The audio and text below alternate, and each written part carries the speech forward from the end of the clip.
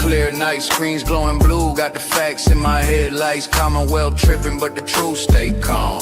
𝗺cie and 𝗨𝗟𝗟, I'ma read them like Psalms. 𝗵𝗵 throwing shade from a broke down porch, but the files in my lap like a flame to a torch. I don't raise my voice, I just let the game speak. Steady with the grind while the crooked run weak. We just riding slow, gliding, paper stacking in the breeze. Turn the system up, let the whole town see. No mask on my face, no fear in my lane. I'ma shine that light on the ones bringing shame. From the courtrooms down to the city blocks, they can't hide from the truth, cause the truth don't stop. We just ride a slow grind. Midnight oil burning, pen hit the pad slow. Every word cut clean like the rims on the 𝗬𝗏. From Boston to Brockton, the whispers all hum. Turtleboys riding in the reckoning gon' come. 𝗨𝗟𝗟 in the back room, 𝗺cie on the phone, trying to twist the narrative, but they can't postpone. I'm just sipping on the facts while the city play pretend. Truth got no curfew, I'ma run it to the end. See, this ain't about fame, this about that long game. You can duck, you can weave, but the truth still call your name. We just riding slow, gliding, paper stacking in the breeze. Turn the system up, let the whole town see. No mask on my face, no fear in my lane. I'ma shine that light on the ones bringing shame. From the courtrooms down to the city blocks, they can't hide from the truth, cause the truth don't stop. We just riding slow, gliding.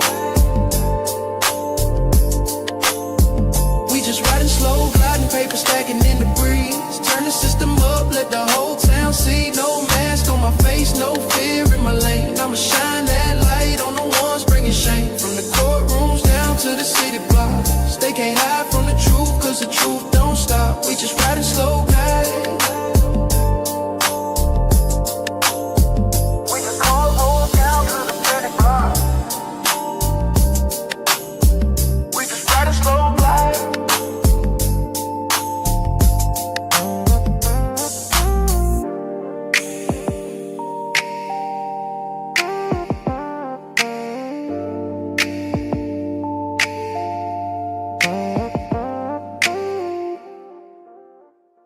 My name's Aidan Kearney, known online as Turtleboy, and is a senior editor for TBDailyNews.com. They call me Dr. Turtleboy. It's my preferred pronoun. Daddy. What's up, Daddy? Journalism Jesus. 𝗵𝗵 Kearney. The one and only Turtleboy. Turtleboy. What's up, Slick? The doctor is here. This guy's a bad motherfucker. That's quite the intro. I've broken a lot of major stories. I've been doing it for about 11 years. I used to be a high school teacher.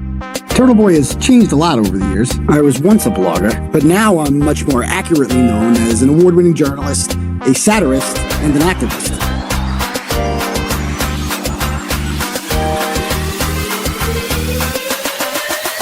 Boom! They're screaming your name here. You're the crowd, Daddy.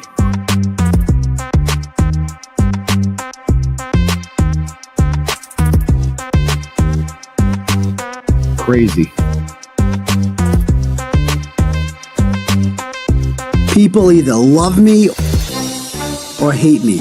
Listen, Turtle, all right? But either way, they're watching. Don't make such fun of the criminal justice system.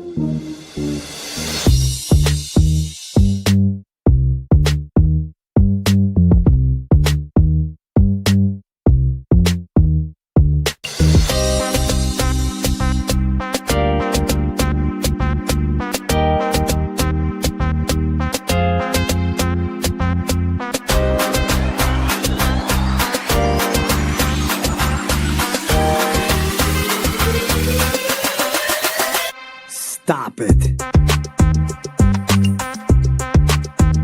I'm never gonna stop. This fight's just getting started.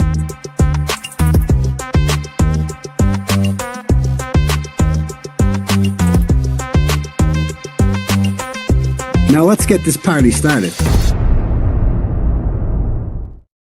Yo, what's up, people? How's everyone out there doing tonight? Good, excellent. Sorry about the delay, ladies and gentlemen.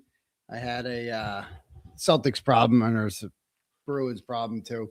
Bruins solution, really. Luckily, they ended that. It's over. After I saw the fourth goal, I'm like, okay, we're good. I felt very good with the 3-goal lead. Obviously, not a 2-goal lead after the other night. But they blew that. They blew that game the other night. And like I came down here, it was cursed. It was 2-0 when I came down here. And then it was just a disaster. Now it's 4-0. They cannot blow a 4-0 lead. That can't happen. Somehow the Celtics lost tonight. I don't know how that happened. I didn't see it. I fucking hate technology. And let me just rant for a minute. All right.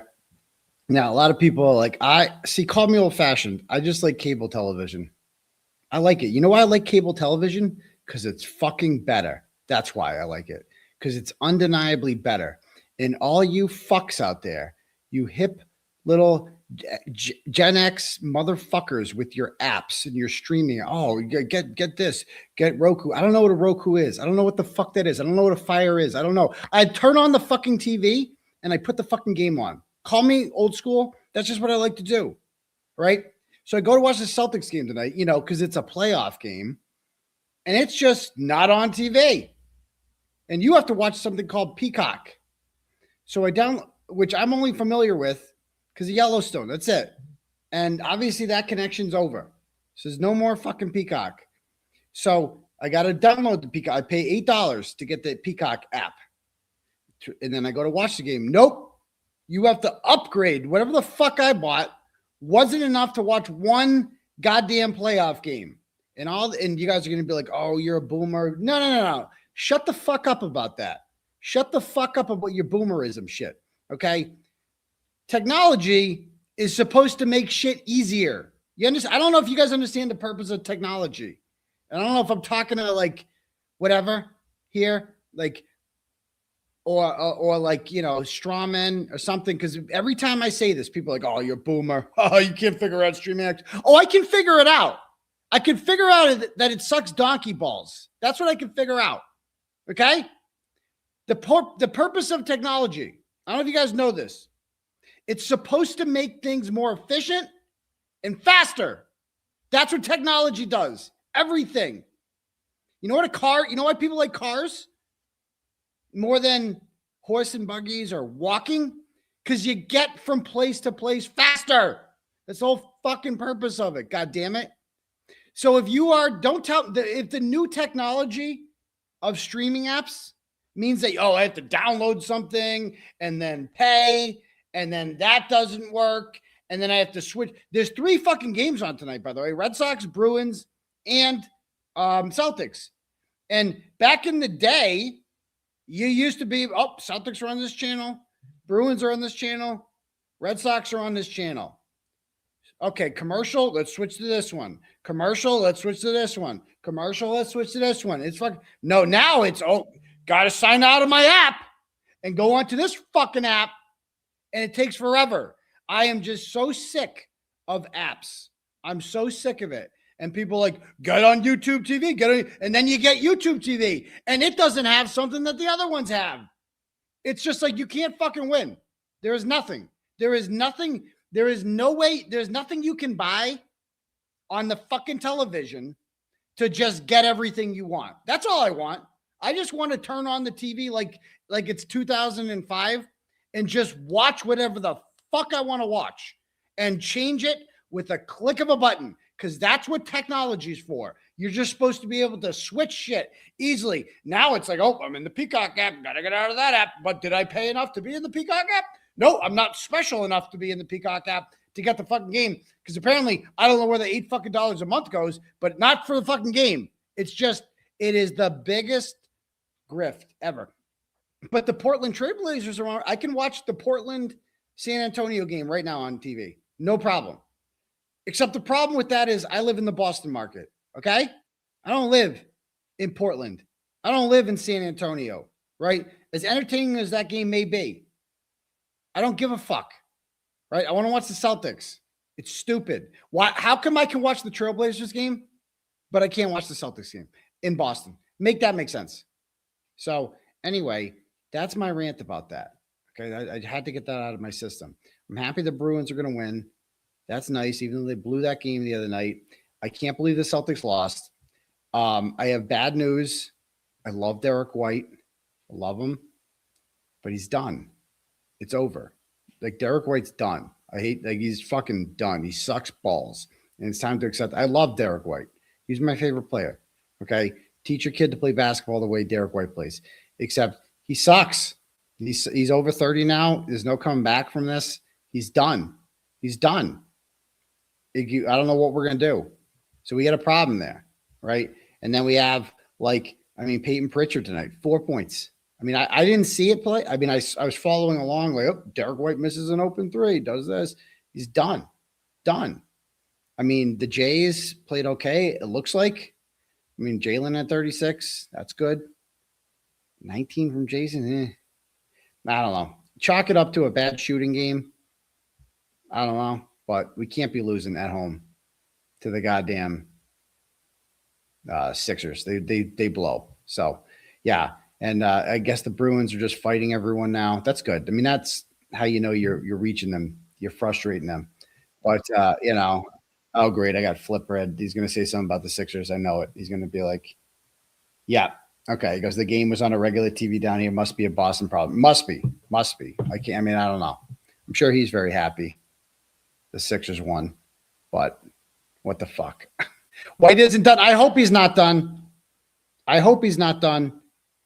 But he's on the wrong side of 30, and those two guards on Philly, Edgecombe is like 19, and 𝗪𝗆𝗄𝗃, they're young, they're electric. It's like fucking exciting. It's a problem. I don't know. We'll see what happens. So anyway, let's have a show tonight. My name's Aidan Kearney. Welcome to my YouTube presentation. You can call me a variety of nicknames if you like, up to and including 𝗵𝗵𝗃𝗃𝗀𝗃, my true crime name. You can call me Journalism Jesus. That's my spiritual name. You can call me Turtle Dove. That's my chat rat name. I got to fix this thing in the back of me too. Hold on. That's going to annoy the. Okay, good. It's just gone. That was easy.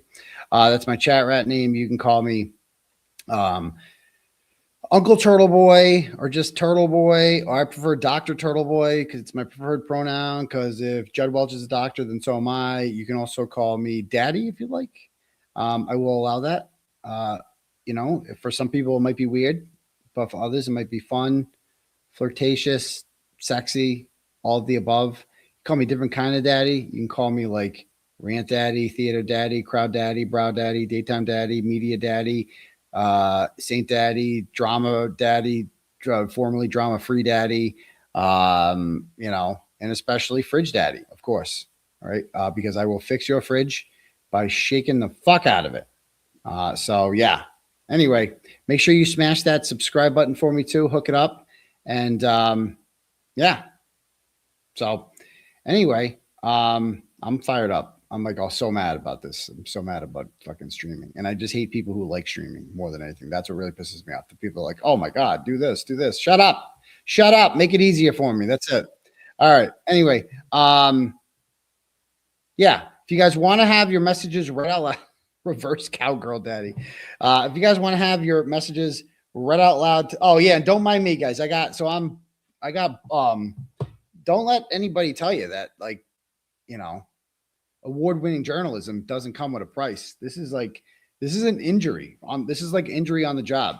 You know what caused this injury, believe it or not? I mean, I'm gonna prove it, but like the doctor seems to think so. This fucking thing. I do every show. This thing's heavy. Ice water, every episode. But you do it so many times where this is the motion that fucking hurts. And it, like, if you put any weight on it, I'm like, fuck. I can't do it. So I have like a Stanley injury. I have a YouTube injury. I'm on the YouTube DL, like for real. This is like an actual documented YouTube injury. It's called tennis elbow. It's called like lateral appendicitis or whatever, but it's a YouTube injury from the Stanley. So, you know, but I'm sucking it up for you guys because I gotta, you guys suck it up every day and you go to work or whatever, but you know, I got to do this. I got to do this for Karen Reed. I got to do this for John O'Keefe. Got to do this for 𝗪cie Fitzsimmons. You know, I got to do it for justice. So if they can deal with, 𝗪cie Fitzsimmons got shot. If she can get shot, I can deal with tennis elbow, you know? So, and people like, stop wanking it. Everybody knows I'm a lefty. So that doesn't apply here. Anyway, yeah, it's a YouTube injury. So, anyway, if you guys want to have your messages read out loud to the class tonight, you can click at the link at the top for Turtle Chat, and you can pay whatever you want, say whatever you want, and I'll read your message out loud. to the class. Or you can just cash at me at $ _UncleTurtleboy, and we can do it that way if that's what you prefer. So let's see what we have here so far for Turtle Chats. Okay, we got Katie sends $50. Woo! Thanks, Katie. It says, on the replay crew, so in a little late. I also had the elbow issue, but I had to end up getting cortisone shots every 3 months. Well, then I couldn't get them anymore, so I had a doctor basically clean out the tendons in my elbow and fix it like a champ. I used to make fun of people that said they had tennis elbow, but let me tell you something. It's the worst pain ever. It sucks. I don't even play tennis. It's repetition. I couldn't hold glass. I know. It's so bad. I've never had this happen before. It's like I can't lift. Like when I do basic shit, you go to do it, and you're just like, you know, I just thought I'm one of those guys. I don't like seeing doctors. It's just, I'm not as bad as the glare, but like, I don't like, you know, going out and I don't know. Just my theory is time fixes everything. Like it's not going to be like this forever. So just, you know, wait it out. But it just didn't go away. It just, and every day it got worse. Every day I woke up, I'm like, fuck, and I can't do shit. I'm like, I can't even like do anything that requires like lifting something up. It fucking hurts. I'm like, I don't know what to say. It's painful. It's like a sharp pain. But anyway, so I'm going to be, you know, everything with the left now. So anyway, next, Rachel sends $10, goes, have you seen Jared Morell's videos matching the football shape mark on John's head to the same brand of weights that were in the basement? No, I didn't. I appreciate you sending me that link, Rachel, but I assure you that something called Jared Morell, whatever that is, has not cracked the case of exactly what happened by making a video on Facebook. I get it. I appreciate the $10. Appreciate the link. It's the thought that counts. But like, just because somebody has a YouTube or a Facebook and they're like, I have figured it out. Aha, look at this picture from the basement and this matches the design on it. Trust me, the defense has thought of that. Okay. They thought of that. And yeah, Melanie Little is on fire right now. I have not had a chance to watch everything. I watch it during the day as much as I can, but she is just breaking down this lawsuit and I am psyched. My opinion has changed on the lawsuit. When I first got sued, I wasn't worried or anything because remember, I begged these people to sue me. I was begging for it. But then I got sued and I'm like, well, this is going to cost me money, you know, and this is a pain in the ass. And like the antis are going to love this. They're going to get it. The more I look at it now, the more I listen to people like Melanie and just look at the case and think about it and think logically with this, we are going to destroy them. And this is one of the greatest gifts of all time, one of the greatest own goals. And the real question is, whose bright idea was this to sue? Like, what are they thinking? You know what I mean? Like, what are they thinking? How is this going to end well for them? And what, first of all, the lawyers cost like millions of dollars. I don't have millions of dollars. So I don't know what the fuck you're going to get. You're not going to make money off of me. You're not going to get paid back with me. It'll never happen. Then Karen Reed, obviously not either. I mean, she lost her house. She has no assets. You know, I don't know what her savings are like, but I assume she blew it all, you know, on 2 trials. But, you know, what are they going to get from me? So the more I think about this is they have given us a gift. And Tim Bradle and Mark Betterow, whoever Karen Reed's civil attorneys are, I assume Alan Jackson will be on board, right? Are going to get their chance to get justice for John O'Keefe, right? This is the trial. This is where it's going to happen. Because like we are going to, dude, Dave, like Higgins, like for instance, like, I don't know, I'm just brainstorming here. Higgins threw away his phone on the Army base, right? And no real effort was ever put into getting that phone. You know, you try to get that with Auntie Bev with a Rule 17, you're just wasting your time. You're not going to get it. She's just like, nope, you can't see anything at all, ever. You can never see anything. But now that they've initiated this lawsuit, it's like they chose to do this. And we have a right to see that shit. You can't just be like, no. Like, I would assume we have a pretty good shot here of getting everything from Brian Higgins' phone. I mean, there's a reason he destroyed that thing. Whatever the fuck was on it was really bad. And Brian Albert's another one. They never got his phone. And now we get it. Imagine what's on Brian Albert's phone. Bro, the lengths that they went to destroy everything tells you something good's on there. Something really good's on there. And, you know, we have a lot of Jennifer McCabe's messages, but like, I would assume more and more shit could become discoverable now that we don't have. Like, everything leading up to, like, we have some very selective messages from her that, like, anytime she contacted the DA's office, which was a lot, you know, but I would assume any communication she had with anyone now, all discoverable. I'm guessing. I don't know. And then there's Colin. Can we talk about that for a minute? Well, we can get off of that young man. And we got a screenshot of him from January 29th saying, here, oh, then comes out and goes home and goes to bed or whatever. We need it all. Yeah, we need that whole Celebrate download.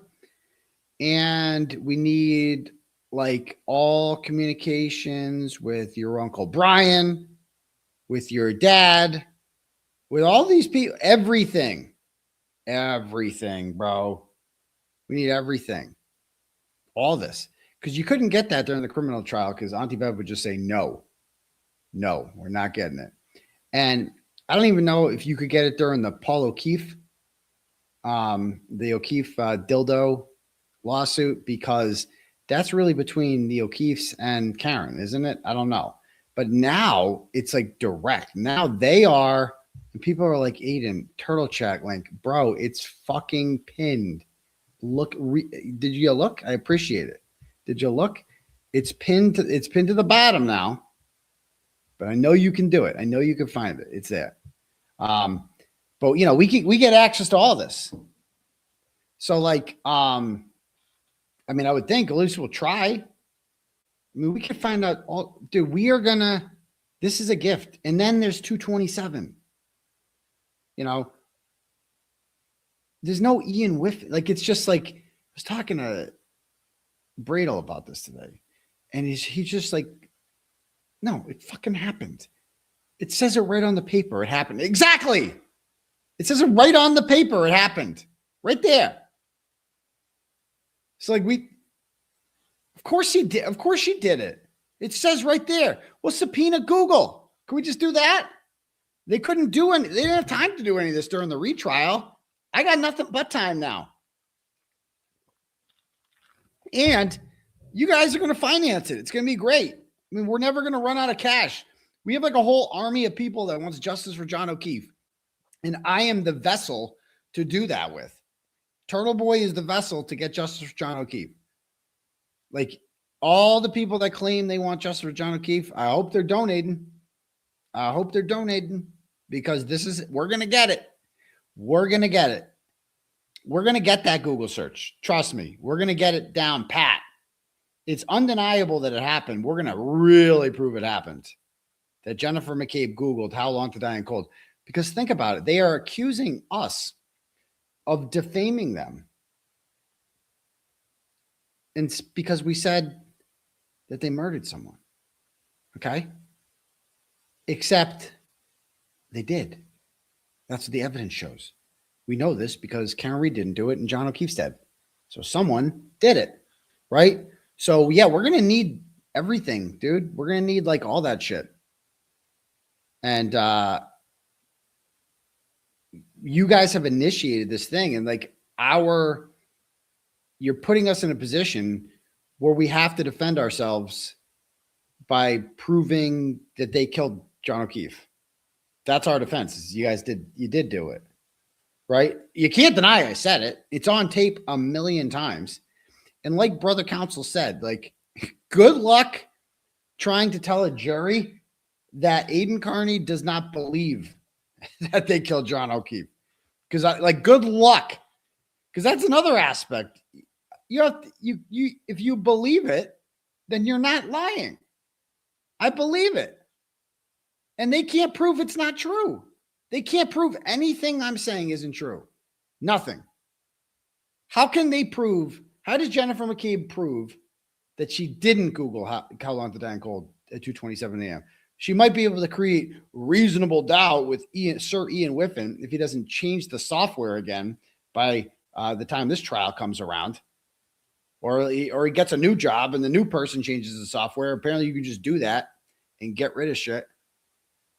So do it. You know, like, we're ready to go. We got all types of shit. We're all ready to go. I'm not afraid to hire an expert. I already hired one. I hired a forensic expert already to get into my Facebook, my Twitter, and my Gmail account. And he's done a report, and then he's doing a supplemental report, right? And the antis are so stupid. Oh, the anti-turtles, at least. They're so dumb. They're like, oh, the report doesn't prove anything. Oh, really? Oh, really? We'll see. For once in my life, I'm holding my tongue about what we're doing with that report, okay? And we're going to keep it at that. I'm holding my tongue. I'm not going to tell you what we're doing in this report. But if you think that report isn't basically as damning as you get, dude, and I haven't even gone over it yet. The only thing they talk about is the State Street man. Oh, Turtleboy made an account that mocked Meredith. Yeah, how'd you find that out? Oh, right. She hacked into it because dumbass Koala posted the extraction of it 2 days after they hacked into it. And it shows the locations of everyone who hacked into it from January 21st to January 23rd. Dumbass posted it because he wanted to show everyone the messages. Like, oh, come read the messages, not realizing that the IPs are all in there, the IP logs. And so we downloaded that. He quickly deleted it, realized he made a big mistake. And I sent it to my guy. And he analyzed it. And he knows the exact time that they hacked into that account. The exact time. Nothing that account did is illegal. Nothing. The only crime committed was hacking. Like, I don't know if they know that. Hacking is illegal. You're not allowed to just hack into shit. You can't just be like, that. I like that account right there. I'd like to know who's in that. So I am going to get in it somehow by using the password. And then I'm going to take it and I'm going to post the contents of all the messages inside of it. And this is going to be funny. It's totally not a crime. Totally not a crime. Totally not. Especially when I get charged $8 a month for that account. So, like, what the hell? And then go and announce it, because guess what? You know what's not, the police aren't going to believe? That an elite cyber sleuth hacking team. That shit's cute on YouTube. That shit's real cute on YouTube. Good luck with the police. Good luck with the police. That's all I'm going to say about it. Keep telling yourself things are fine. This isn't going to blow. Oh, no. We'll see. Anyway, and it's just like, yeah, sorry, guess what? Oh, no, we made a burner account. Oh, yeah, because you guys are so against that. Yeah, I made burner accounts before, sure. I'm the 𝗏𝗏𝗄𝐻 account, too. That shit was hilarious. You wish you could make an account that funny. The 𝗏𝗏𝗄𝐻 was a stroke of genius, okay? He was ghetto and he's mellow, all right? And he didn't give a fuck.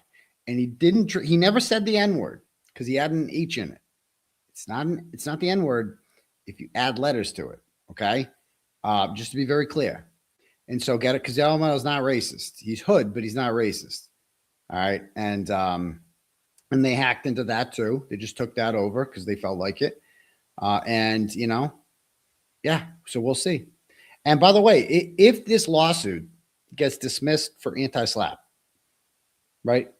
Which most people, that's usually the first thing people try to do with a lawsuit, use the anti-slap, especially if you're doing government petitioning, which I obviously am with my journalism and my activism. Then you can get a lawsuit thrown out if it's like frivolous. What you're doing is government protected or government, whatever, petitioning the government, which clearly I'm doing. So obviously that would normally be the first move, is an anti-slap motion, right? I'm guessing. I don't know this for sure. If that happens, then you get your lawyer fees. Imagine that. Imagine they pay my lawyer fees. Either way, do I seem the least bit worried about it? No. Go ahead. Waste all your money on these fucking idiot lawyers who are taking you guys to the cleaners. Deluxeberry or whatever his name is, 𝗪𝗙𝗃. And, 𝗃𝗃. Oh, no. Whoever the fuck that is. Never heard of him. Apparently, Alex Jones surrendered. And, he won that one. Guess what? My dog could have fucking sued Alex Jones and won. With the Sandy Hook shit, are you kidding me? Oh, my God. Oh, 𝗃𝗃. Yeah. Sounds like a big fat pussy to me. That's what I think 𝗃𝗃. If 𝗃𝗃 wants to step into the ring and, let's go. If you want to become the next rat, if he wants to be in Ratchet Madness, we can do it. Let's go. I'd save my money, but do what you got to do. We'll see what happens. Anyway, we're going to have so much fun. It's going to be a blast. We're going to win this by a lot. It's going to be great. Anyway, all right. What was I saying? Oh, yeah, more turtle chats here. Oh, by the way, so like people keep asking me about the lawyer hunt. The lawyer hunt is ongoing. No more details necessary for that. But I have not hired an attorney yet. We're working on it. Want to find the perfect match. That's all we're going to say. Perfect match. It's going to be dope. All right, next. Kat sends $25 and says, my elbow has been killing me wicked bad lately, and I'm always drinking out of my Stanley too. That thing is fucking heavy. You might be onto something. I know, for sure. Julie sends $25. Goes, stay strong. These idiots are trying to break you and Karen down and destroy you both. Do not let them do so. You are in the right, and you are defending the right to free speech. I believe in you both 100%. Well, thank you so much, Julie. They're never going to break me and Karen down. We're a team. As much as it annoys the losers out there, her and I are a team. We're in this together. We're rowing in the same direction. We always have been. We always will be. It's really 4-2 with the Bruins right now. Are you fucking kidding me? You have to be kidding me. 4-2. And they're going to pull the goalie now with 5 minutes to go. Holy shit. Okay. Let's see what happens. Anyway, so yeah, you're not going to stop. I mean, Karen Reed is too resolute. Like they tried framing her for murder. She's too grizzled at this point. You can't beat her. And you're certainly not going to beat me. I mean, that's like we said in that picture that we posed with right after the verdict. Last two I'd want to fuck with. Because we are just too strong and too determined, and you're never going to stop either of us. We're just too, stubborn, both of us. Like we're not going to let that happen. Next. Jessica sends $25. Goes, Marathon Daddy is my new favorite daddy. First Amendment Daddy, close second, Bruins. Thank you, J.E. Walsh. I appreciate that. Highly sophisticated intellectual turtle from Malden sends $5 and goes, good evening, Monsieur Turtle. I want to appeal to your sense of caution about people driving by your home and taking digital photographs. Lucky for you, turtles have exquisite peripheral vision. Tell me, did you ever find out who the creeper was? Yes. I believe somebody who worked for the town assessor's office. So no harm, no foul. Thank you. All right, next.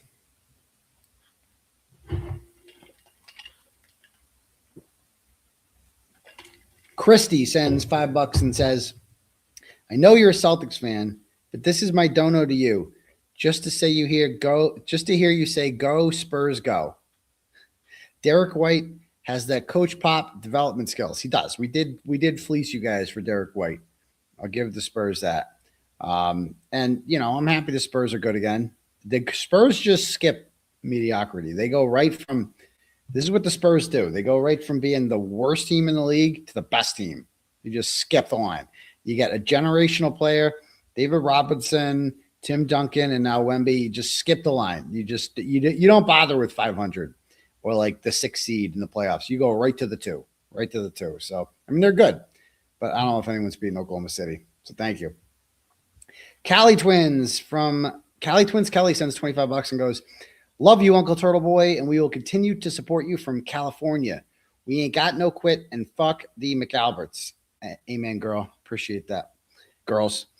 Jennifer sends $10, goes, I love how the McAlbert's can call Karen a murderer, but if you call them murderers, it's defamation. I know.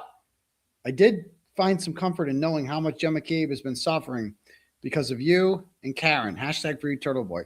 If it means any, I get in trouble when I say shit like that. If I enjoyed Jennifer McCabe's suffering, I would get in like big trouble. I can't enjoy the fact that a woman who Googled how long to die in cold at 2:27 in order to plot out how long it would take for John O'Keefe to die in the cold is suffering. I can't, that she's uncomfortable at the supermarket. I have to say that's so sad. I'm so sad about that. Oh no, poor Jen.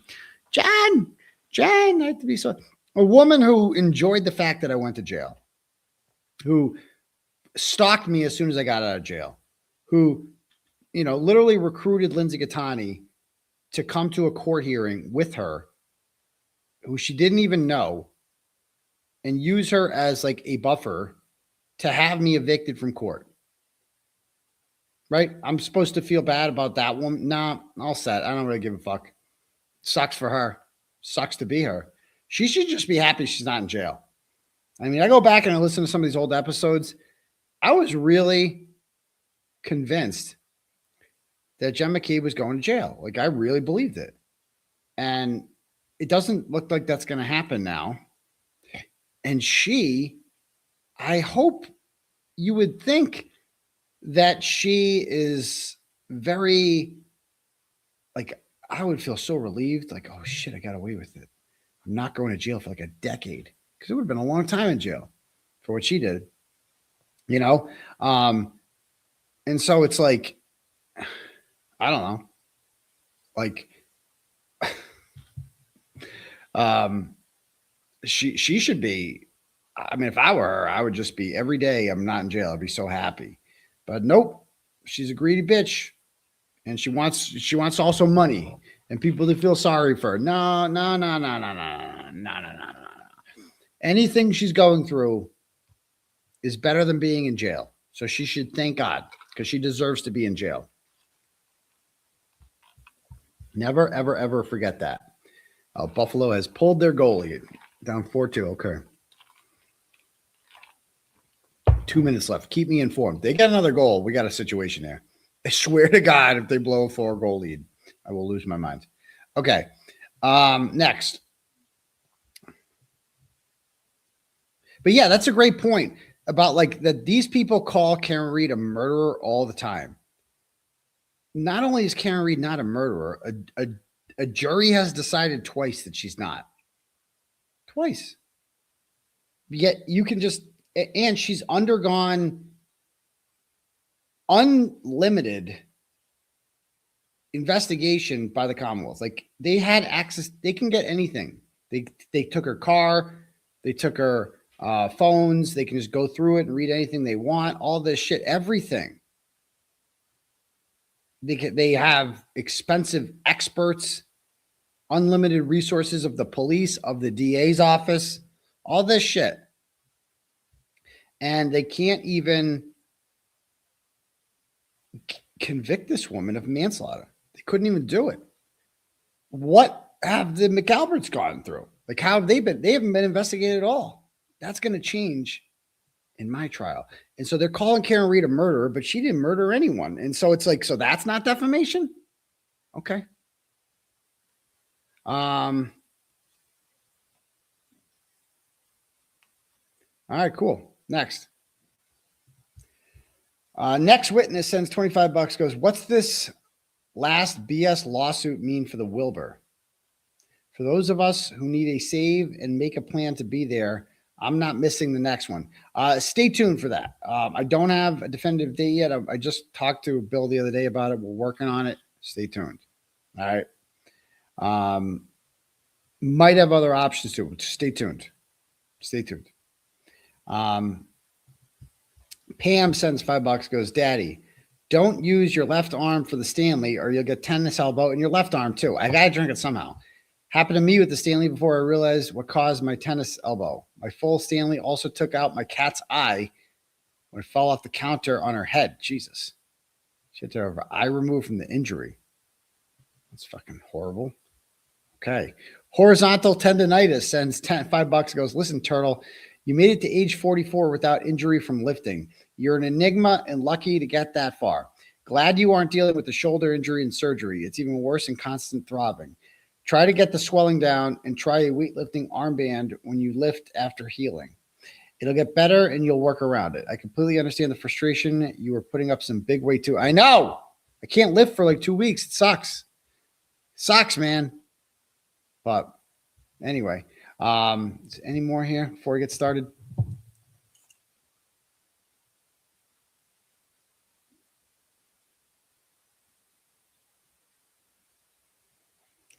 Yeah, somebody texts me and says, if their whole gotcha with the 5150 account is the stuff it posted before they criminally hacked it, how do they explain the shit they've been posting from it since they hacked it? They made the profile picture your minor son. They've doxed countless people, posted photos of people's homes, addresses, tagged people's employers, and said horrendous shit about people. Exactly. But it's okay because he's in Australia. And it's just, you know, the elite cyber sleuths. And it's been nice. I don't want to jinx it. She's been gone for a month now off of social media, and it feels great. It feels great. We'll see if it stays that way, but, you know, it can't forever. You know, she'll be back, but whatever. We'll just ignore her when she does. Okay. Callie sends $10 and goes, so happy to see you fired up about the lawsuit and not worried at all. I don't think the House defendants understand the amount of public that really think they did it.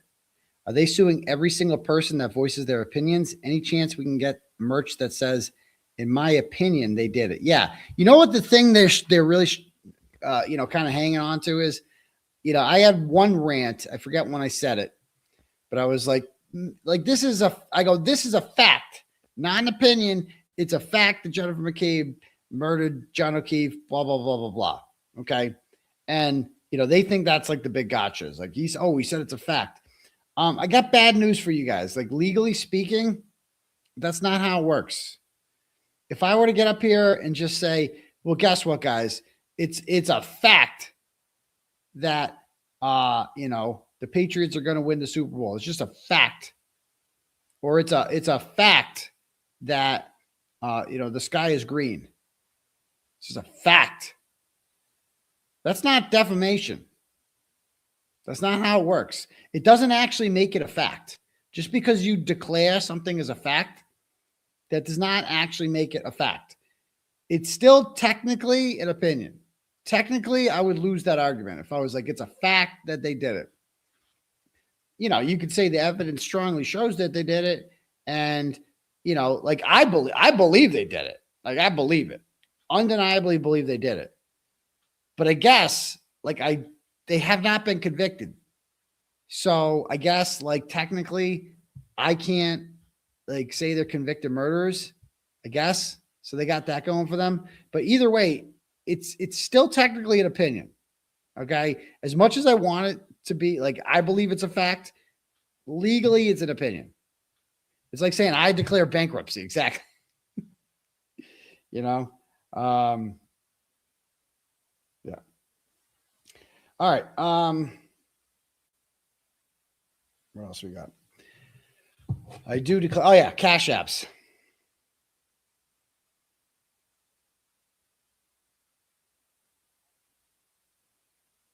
We got Julie sends $10 and goes from Jace RN. How about Colin's messages to Allie McCabe? That's what I mean. We need the whole Celebrate print out of that. We need it all. We're not taking a screenshot. We want everything. And I want to know how his knuckles got like that. Like how they actually got like that. Tell me. So thank you, Julie. Rebecca sends $5 and goes, I can't write shit on here. You will love us and design. Okay. And she also sends 5 and says, my BFF and I will organize your whole place. Okay, thank you. She also sends $10 and goes, work for free and decorate your home. Don't overpay. Okay. Thank you, Rebecca. All right, cool. I don't know if Cal wrote earlier, kick today's ass, Doc. I feel like I did that, Cal. I kick every day's ass, so I appreciate that. All right. Anyway, anybody else wants their messages read, click at the link at the top for Turtle Chat, or you can cash at me at $Uncle_Turtleboy, and we can do it that way. All righty. Did anybody... So did you guys see... let's see. Did you guys watch Melanie's whole... is she done? Did she go through all 50 pages? I'm not sure if she did or not. But the Bruins won. Okay, good. But if not, we're going to go because she's going through all the hyperlinks. I went through this on Turtle Club when it first happened, but this bears a second reading. Let's talk about the maximum penetration here. All right.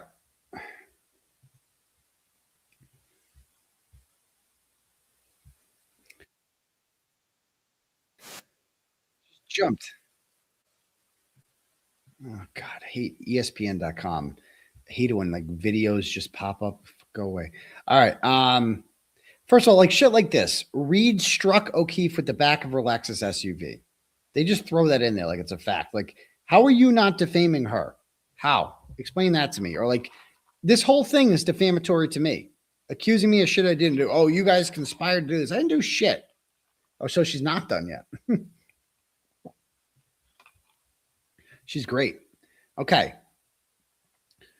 She was arrested, blah, blah, blah. In 2025, the Commonwealth retried Reed. The jury convicted her of driving under the influence of alcohol. The defendant is a resident of Massachusetts. He owns and operates tvdailynews.com, is responsible for the content that appears on the website. He also controls all this shit. He monetizes the content that he publishes on various platforms and outlets by selling merch and advertising. Okay, who cares? In 2023, a grand jury indicted him on witness intimidation charges related to his conduct toward the plaintiffs. The jury accused Kearney. I don't think they accused me of anything. They indicted me of harassing the plaintiffs, charging him with 8 counts of witness intimidation, 5 counts of picketing, and 3 counts of conspiracy to intimidate. Several of those were dropped, by the way, but don't let that fact bother you. All right. So this whole thing again about Reed struck him. She yelled, I hit him, I hit him, I hit him, and made other statements. I mean, we're really going to relitigate the whole case. Okay. Yannetti told the court that O'Keefe's death was an accident and said that Reed had no criminal intent. Saying you have no criminal intent is not confessing to hitting someone with the car. I don't know if people know that. These idiots. It's like no criminal intent could also mean that you didn't do anything. So that's all that means. Turtleboy was talking about sports. He attracts attention to himself in order to build a brand and monetize his audience. Almost like it's America and people are like trying to make money. Yeah, his objective was to attract attention to himself in order to build a brand and monetize his audience. Oh, you mean like every TV station ever? And like every newspaper ever and every reporter? That's like what everyone in the media does, is they attract attention to themselves in order to build their brand and then make money off of that. You're just describing the business model of journalism. Everybody does that. But the question is, how do you attract attention to yourself? How do you build a brand? Well, my brand, what is my brand? My brand is truth. My brand is investigative journalism. My brand is honesty.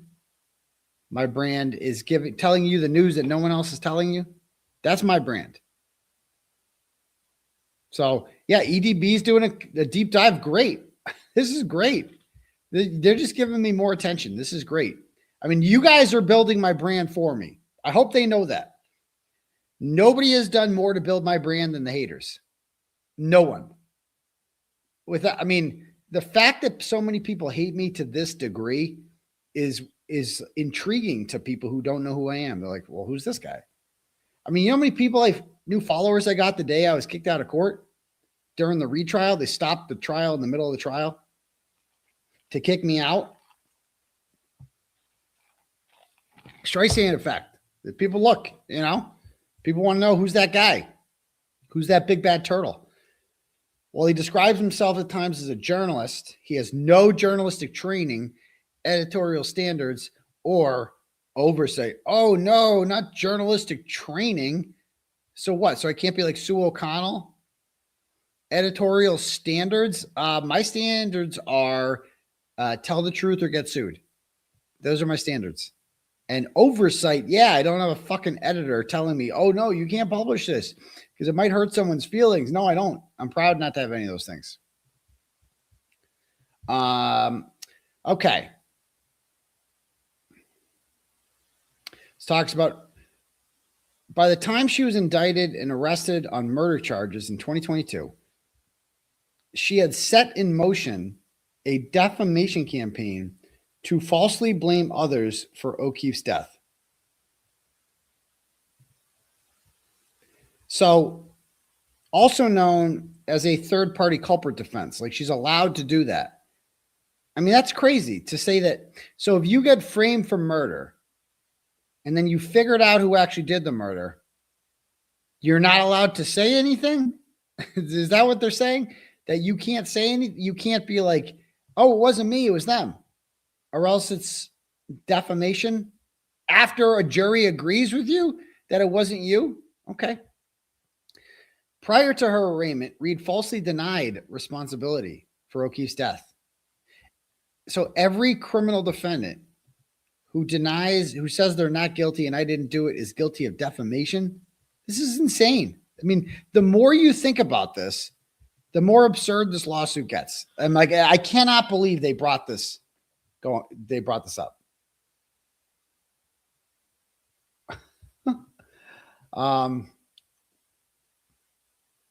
Reed knew the statement that Brian and Colin Albert beat up John was false and that they had nothing to do with O'Keefe's death because she knew she had hit him. How are you going to prove that she knew that statement was false? How are you going to prove that, bro? How do you prove that not only did Karen Reed hit John O'Keefe with the car, but she knew she did? The burden of proof is on them. Reed's accusation against Brian and Colin was recorded on police body cams. Okay. To facilitate the spread and publication of her lies, keyword lies, Reed found and enlisted Kearney. Okay, neither. That is a lie in and of itself, ironically. This is a published lie about me and her. Karen Reed did not find and enlist me. What does enlisted mean? What's the definition of it? Because words are supposed to mean things. Enlisted means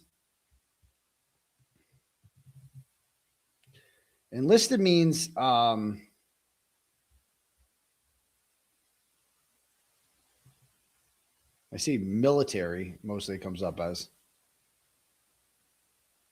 Okay. They enlisted the services of a professional to solve the issue. Let me see the definition.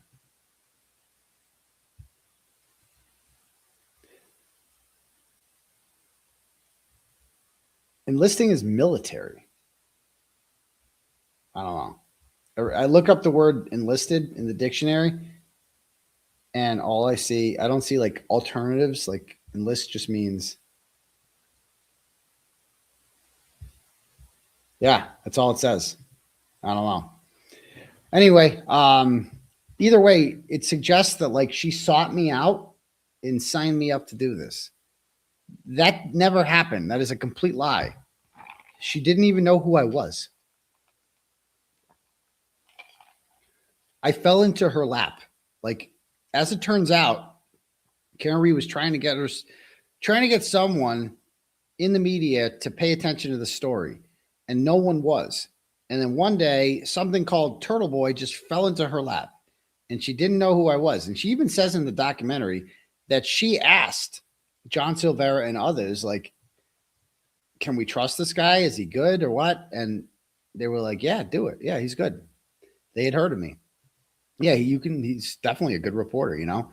There's a reason that Megan Kennedy and Jill Daniels and Chris Albert all reached out to me. They all reached out to me on April 17th and tried to convince me that Karen Reed was lying.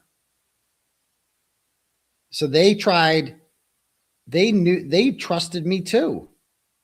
They just didn't, they didn't like the way it turned out, but they clearly they tried to enlist me as well. Actually, maybe we'll bring that up too. They tried to enlist me as well. Okay. As of April 2023, through an intermediary, Kearney and Reed and her counsel began communicating with one another to further her defamatory scheme against the plaintiffs. Kearney described the intermediary as a copy and paste vessel that just sent messages between Reed and him. Okay. Where is that in? That was on Andrea Burkhart. Okay. Reed used an intermediary and her counsel to correspond with Kearney to conceal the defendant's relationship and to create a basis upon which she could possibly deny her role in Kearney's false claims. Pursuant to this scheme, she would publicize and widely disseminate Reed's false claims about the plaintiffs and others. It's just crazy to think about that none of this would be happening if Natalie 𝗻𝗻𝗃 wasn't such a useless piece of shit. Like, she really is the biggest piece of shit on earth. And her life is never going to be the same after this. She's forever going to be Natalie 𝗻𝗻𝗃. I'm gonna call her when this is all done. I'm visiting her mom. I'm flying to California. I'm gonna visit her mom because she made me call her mom and wish her a happy birthday because her mom was a fan of mine. And I don't know if her mom knows what Natalie's done. And I just want to tell on her, like old school. I want to tell mom what Natalie did, what a naughty piece of shit Natalie is for doing this. None of this would be happening right now if it wasn't for Natalie, who for some reason gets a pass with the McAlbert's. It's like, bro, she facilitated a lot of this shit. Like, what are you talking about?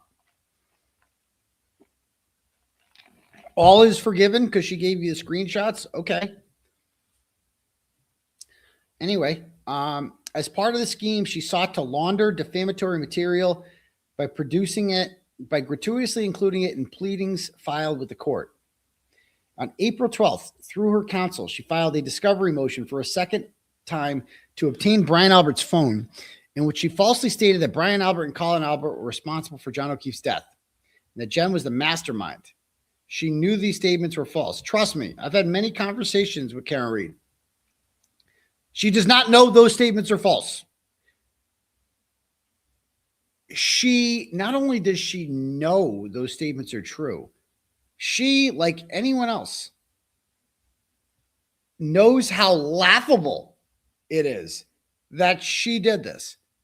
Like, we don't even discuss the possibility Karen Reed did this. It's just like, oh, it just, if I ever told her, like, I don't know, Karen, maybe you did it, she'd be like, what? We're way past that. Like, we're way past that. Not even an option. We fully 1000% believe they did it. Reed, through her counsel, also attached several non-public documents to the filing that had zero relevance to the narrow issue before the court.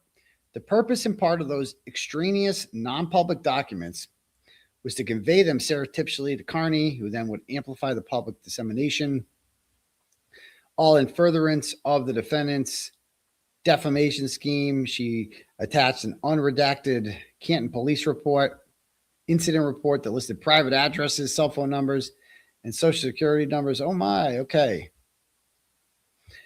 After this filing, she forwarded her April 12th filing to Kearney. Wait, what?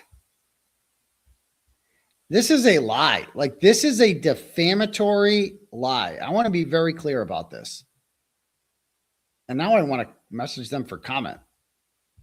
Maybe a reporter should message them and say, number 27 says, after this filing, Reed, through her intermediary, forwarded her April 12th filing to Kearney for the purpose of Kearney publishing and widely disseminating her false statements.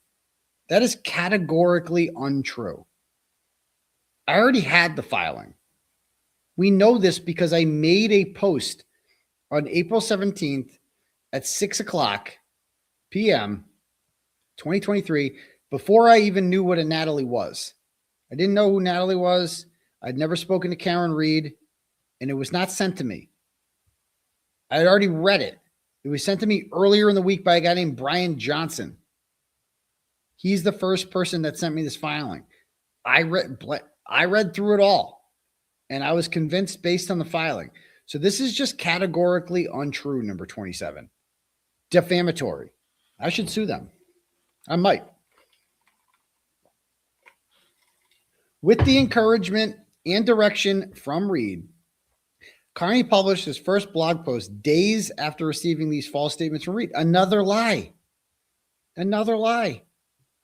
I published my first article on April 18th at 3 a.m. This was not days after receiving these false. I had never heard from Karen Reed before that. So how could I get the stuff from Karen and then publish an article days later? That doesn't make any sense. They're just making shit up. Prior to the April 18th publication, Kearney shared his draft blog with Reed through her intermediary, who provided Kearney with dozens of corrections, which Kearney understood to be from Reed. So now they are getting this all from Meredith. This is when Meredith comes in. They didn't have this stuff before. So I sent the night of the first article. I didn't know I was talking to Karen. I was talking to Natalie. I had no idea she would. I thought Natalie was like an expert on this. And so it turns out Natalie was just copying and pasting whatever Karen said, right? And vice versa. So anyway, Natalie, that night, I write my whole article. I had a million questions because so many names. And then I'm like, okay, I think it's done. And I send the draft to Natalie to see, like, do I have any mistakes here? And she corrects some things, right? Like, for instance, I don't know, I think I had Nicole and Jen mixed up at one point. I had some facts wrong because there was a lot, man. It was a lot of information. I was new. And so I sent it to Natalie and she sent some corrections. That's it. They're like, they were editorializing. No, they were just correcting mistakes, saving me from embarrassing myself.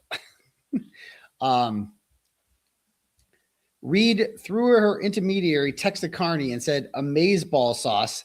Thank you so much." That might be a Natalie original, actually. Then on April 18th, the defendant's defamation campaign went public when Kearney published the first part of his Canton cover-up series. In part one, he stated Jennifer McCabe did not kill John O'Keefe since she's not physically capable of that.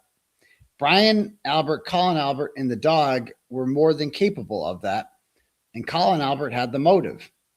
McCabe was just a quarterback of the cover-up. Okay? All protected. All opinion. He also explained that Jennifer McCabe would never have been able to cover up the murder without the assistance of law enforcement. Kearney admitted he made these statements based on beliefs relayed to him by his sources. I admitted that? Where do I admit that I got this?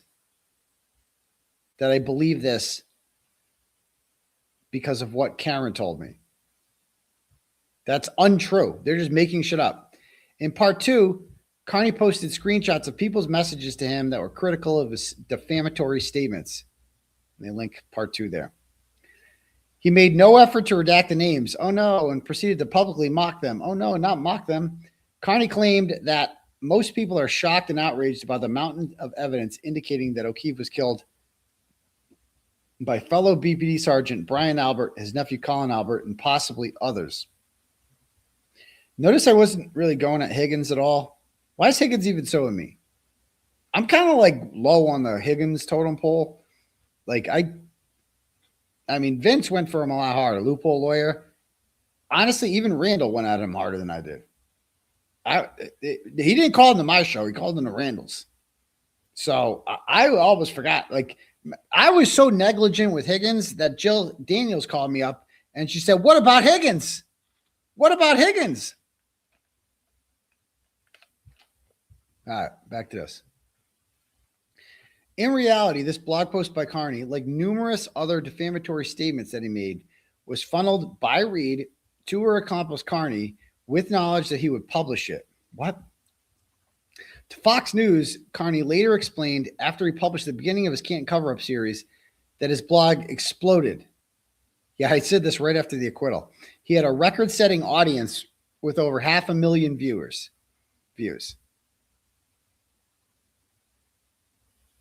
Yeah. He would usually have, let's see, but he had over 2,000 on the first night during his first live stream in the Can't Cover Up. With this newly found audience, he is now able to disseminate Reed's false narrative to, I'm going to actually going to watch these. Okay, let's pull this up. This is the,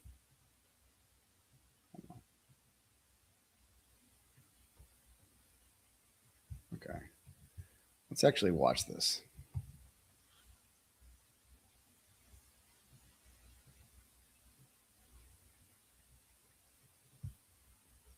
Come on, I can't highlight this. Come on, highlight. God damn it. Control C. All right, I'm getting off the highlighter. All right, Control C. There it is. Control V. Nothing comes up with that.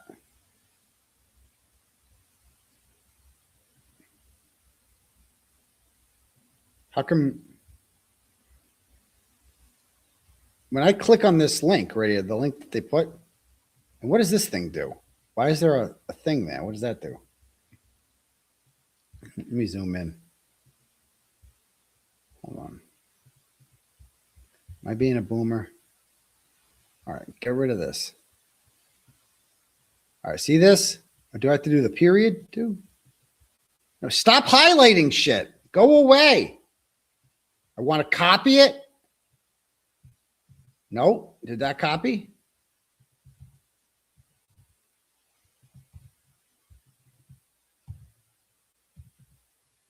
I don't know. I don't see that. Is this video even available?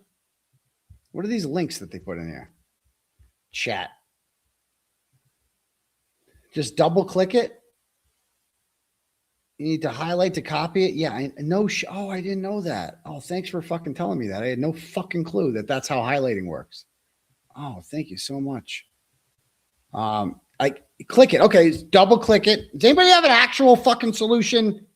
So sick of dumbasses in the chat who have something to fucking say and they don't know what the fuck they're talking about. Anybody that's smart know what the fuck to do here? Anyone? Let's see. Don't include the period at the end. I did that. Doesn't work.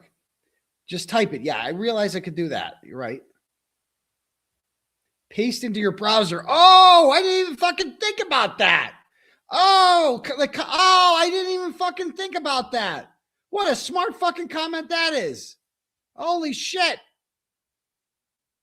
Right click. I'm on a fucking Mac. There's no such thing as a right click on a Mac. Jesus Christ. Okay, this, shut the fuck up, Turtleboy. You're banned. You're banned. Banned. Anyone else want to be banned? Okay, you're just in timeout. I put her in timeout. All right. What else? Don't laugh at me. We have to figure this out. Should I just copy and paste? I'll do the whole URL. Okay, let's do the whole URL. No, don't do that. https:// right? Oh, there's a period with the YouTube. Okay. There's no youtube.com. Okay. Wait, no .com. What is this? YouTube period B? YouTube and let's just copy and paste this part.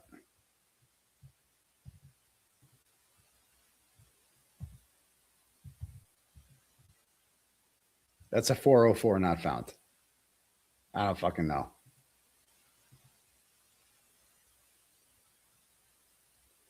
Okay. Does anybody know how I can see this? Melanie can see it, right?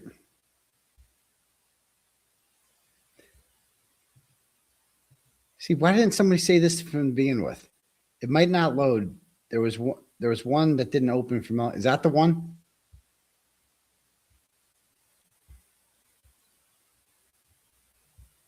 Okay. There's a dot in the middle. I know that, yeah. But even when I get rid of the dot, I still have the same situation.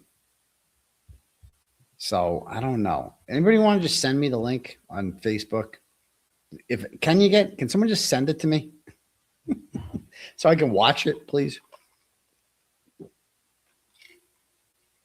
Oh my God, the chat's killing me. It's killing me. Some people are nice to their chats. I'm not. I'm very rude to my chat.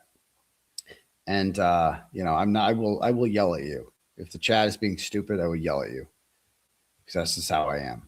I am not here to soothe your feelings or be nice to you in the hopes that you will donate money to me. You're probably going to donate to me anyway, and I'm still going to yell at you. Okay? Period. All right. Yeah, fuck it. We're just going to go on to the next thing since 6,000 people, no one can send me the fucking link. Okay, next. All right. 2 days after speaking directly to Reed's counsel on April 22nd, Kearney made additional false statements at the direction of Reed. In his weekend live show, Kearney repeated Reed's false claims that O'Keefe was killed inside 30 Fairview during a fight with Colin Albert. What's this? Oh, look at this.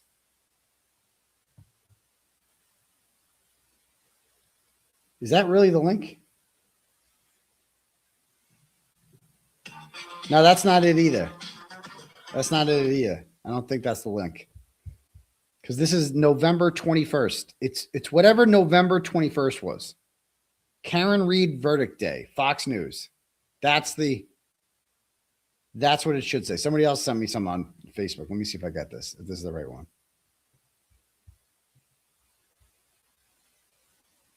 If this is the wrong thing. Hold on.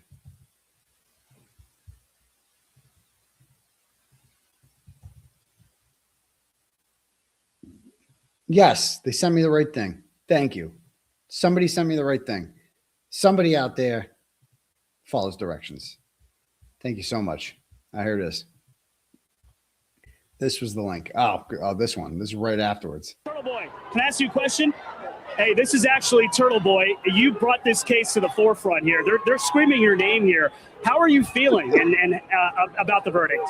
Overcome with emotion. It's the happiest I've ever felt. I want to cry. I want to be happy. It hasn't really set in yet. Explain to people nationwide why this case resonates so much with so many people. Because oh my God, the looking over.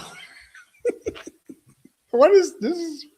I can't. So much has changed. So much has changed. I mean, just look at that. Why is she looking at me? Why with the staring? Why with the always looking at me? Why? Why? All right, back to this. he's quite clearly not guilty. It couldn't be more obvious. You couldn't get this amount of people to come out and support somebody if there was any doubt whatsoever that they did it. And it's just so transparent from the beginning that she was innocent. It's a crime that she had to go through what she went through just to get here. But this is justice. This should have happened a long time ago. And we are just overcome with emotion. And I can't thank the jury enough for seeing through the lies, seeing through the misinformation that came out of Hank Brennan's mouth. What do you make of, how did this happen? How did you, Turtleboy, the blogger, make this into such a journalist? Yes, no, sorry, I apologize. But how did you apologize? Make this? Why do you think it got so much momentum? Can you take me back to the moment where you thought this was different? So the first time I wrote this, my first story of the Canton cover-up, I've done 520 installments now. My part one, April 18th, 2023. When I dropped that, it exploded. I got 500,000 views on that one. I did my first show on it, record-setting audience, and I realized this is a story that's resonating with people. I really can't believe they clipped this part as if that's evidence of defamation, because I'm talking about how many people read it. And like, what is their point here? And listen when I say, what's the quote? When I dropped that, it exploded. I got 500,000 views on that one. I did my first show on it, record-setting audience, and I realized this is a story that's resonating with people because it's outrageous. This is a story that's resonating with people. Not like I fooled everyone or we lied about everything. This is a story that's resonating with people because it's outrageous. And by the way, when this guy came up to me, I had no idea I was on Fox News. I didn't even ask this guy what channel he's from. I thought he was like local TV access or something like that. I had no idea I was on national Fox News when I did this. My family texted me afterwards. They're like, you just did a speech on Fox News and it was awesome. And they sent this to me and they're like, mom would be proud of this speech. Like this was like, you were composed and like you kept it together. You didn't like say anything outrageous. Like you did good. None of these people are protesters. None of these people go and participate in protests, political protests, nothing like that. These are just people who are just outraged because they can see their daughter or their sister or their mother, it could be Karen Reed, and they're saying, no, we're not going to sit there in silence and watch an innocent woman be put in shackles. We're not going to allow it. And we raised over $1 million for a legal defense fund. It helped pay for the experts. We did standouts. We raised awareness. And that, like, imagine playing this clip to a jury and saying, that guy right there doesn't believe what he's saying. That guy right there is just making shit up. Like, does this, I'd have to be the greatest actor of all time. This is so authentic. that is why you are seeing this beautiful thing here right now. And ultimately, what do you think did it for this jury? John O'Keefe wasn't hit by a car. I mean, that's what the science. How many doctors do you need to be told that John O'Keefe wasn't hit by a car before you realize that John O'Keefe wasn't hit by a car? What about John O'Keefe's family? I mean, hopefully one day they open their eyes and realize that they have surrounded themselves with the people who murdered their son. Hopefully, I mean, I somewhat feel bad for them, but, you know, they're making the choice to believe these obvious lies and close their ears and close their eyes to the truth, and that's the choice that they're making. Appreciate it. Thank you so much for your time. Hey, Sean Hannity here. Dominant, dude. I mean, go ahead. Play that one for a jury. See how that one goes. Back to this. All right, so 2 days after speaking directly to Reed's counsel, in episode 575 of his weekend live show, he repeated Reed's false claim that O'Keefe was killed inside 34 Fairview during a fight with Colin Albert and or Brian Albert. During that show, Kearney used the phone numbers that Reed and her counsel intentionally made public in their April 12th filing. He used those numbers to call McCabe and Brian Albert and directly accuse them both of a cover-up.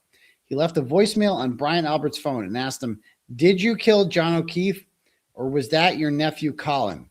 And are you covering for him? How did your dog get downstairs and begin biting Mr. O'Keefe?" So it sounds like a journalism there. I don't know. Later in the episode, he shared images of the incident report, distributing the numbers to thousands of people, identifying information out there, doxing semen and children, blah, blah, blah.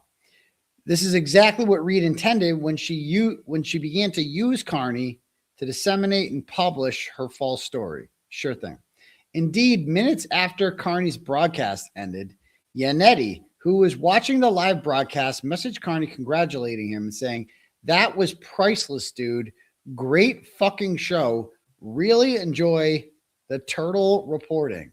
Thank you so much, Mr. Yannetti. That's so kind of you. These people, man. First of all, again, we should thank Meredith for that one.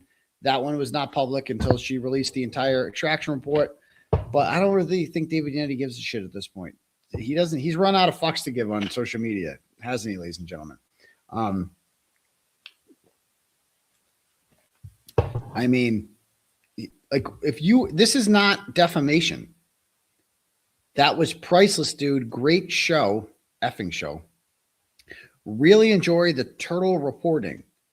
So what? He can't like a show? What's wrong with that? I mean, Scanlon's the one that started this whole thing, isn't he? He's the one that first. They suing him too?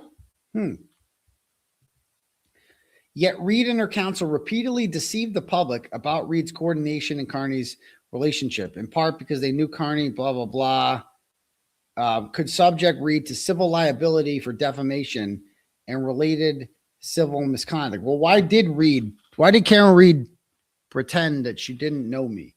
Or because I swear I call people cunts. That's why. If I was like more down the middle in like, Ted Daniels style, or just do the facts and I, do my public records request, Karen Reed probably would have been more, okay or open to the idea of publicly associating with me. At least, whatever. But I'm dangerous. I'm the bad boy of the internet. Like I call people cunts a lot. And I make fun of people. And I say Team Cancer, hashtag Team Cancer to people. And I call 𝗵𝗵𝗃 𝗃𝗃 dances with breast milk and stuff like. A lot of people wouldn't do that. And so it's, controversial. So I get why, when I talk about McMorgan's and, the finger blasting Olympics, and a lot of people wouldn't do that. And like driveway abortions. And I have a son named Clay that's going to be an astronaut. A lot of people wouldn't do that. A lot of people wouldn't do that, but I will. I would do that. And so maybe that's why. I don't know. Just a thought. Either way, I don't give a shit. All right, back to this. For example, in a Boston Magazine interview, Reed and her counsel stated that they had never been in contact with Kearney. This statement was false and intended to hide the fact that Kearney was carrying out Reed's defamatory, or it's also just no one's business if they're in contact with me. How about that? They could talk to whoever they want to talk to. Moreover, 20 months after telling Kearney that his April 22nd show was great, Yannetti disavowed Reed's relationship with Kearney. He disavowed it? In an address he gave at BC Law School on November 11th regarding Reed's first trial, Yannetti said he had concerns about Kearney, and that we are going to read this right now. I don't believe that. Look at this quote. Okay. You want to keep him at arm's length, Yannetti said. And that Kearney's tactics are not the tactics of a refined defense attorney. What lie? Of course they're not, because I'm not a refined defense attorney. I'm not refined at all. I'm the opposite. I'm unrefined. That's my appeal. So this is the link. Let's see the exact quote. Can you zoom in on this?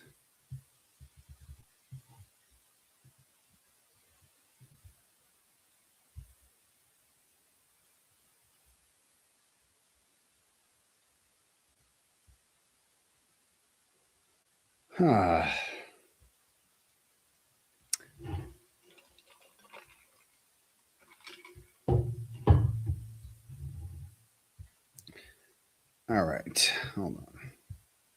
I have some credibility. Next turning point was a phone call from an anonymous source who first claimed to be Mike Lynch. They beat him up and left him outside. Okay, the bail charge. Where does he talk about? Okay, Reed's trial was not immediately publicized, but that all changed when a blogger named Turtleboy picked up the story. In his talk at BC Law, Yannetti was quick to say that he had concerns about Turtleboy. He described him as someone who had bashed the hell out of one of my clients 6 or 7 years ago. He was someone you wanted to keep at arm's length.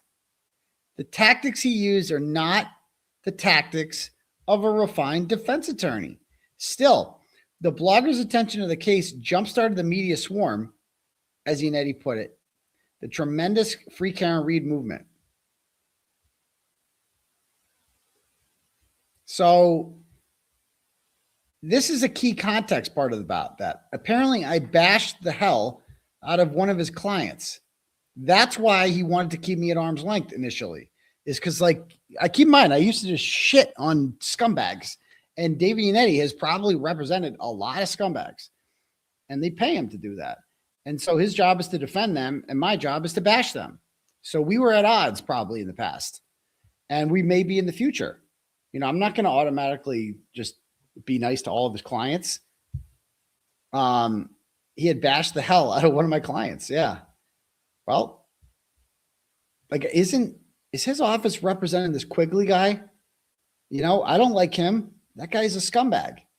I'm not going to be like, free that motherfucker. No, I don't believe in that. But I believe in free Karen Reed 100%.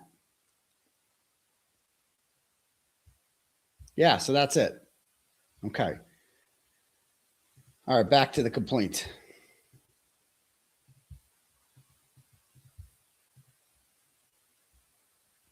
All right. Similarly, Jackson publicly denied communicating and coordinating with Kearney. In an interview in October of 24, Jackson denied involving Kearney in Reed's public strategy. Yet during that same interview, Reed acknowledged she had communicated with Kearney frequently, but she limited that disclosure, claiming that the two only spoke in the months leading up to her March 24 criminal trial. Okay. On April 24th of 23, he published part 10 of the Canton cover-up series, where he accused the McCabe's of covering up a murder and pretending to be compassionate. So a completely innocent woman faces decades in prison, and they link the article about how Jen failed passed the polygraph test, which, by the way, we are most definitely going to request in discovery right now. Kevin Reddington claims that Jen McCabe passed a polygraph test that shows she didn't Google that. We need to see that.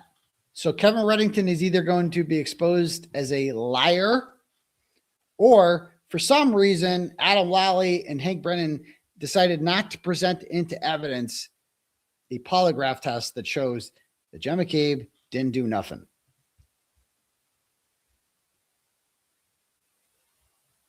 Okay. Kearney's content has spanned thousands of tweets, hundreds of blogs. He's so awesome. Continued to spread his harmful, defamatory statements in interviews with multiple sources. And this is the link they have for that. This article I published right here. Canton cover-up, part 542, which is titled, let's see.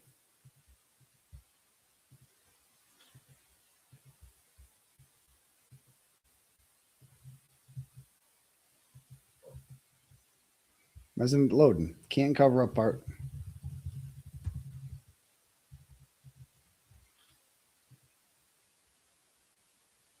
I can't get on the website. Can you guys not get on it?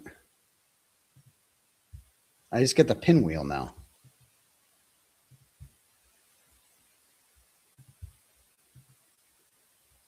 See how it's not? I click on it, nothing happens. Try a different browser. And cover up. Nope.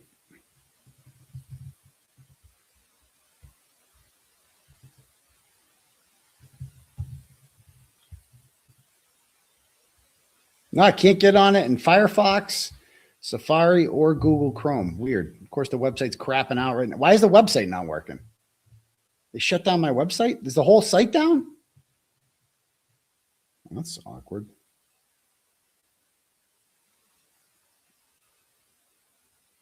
Bite my bits and All right.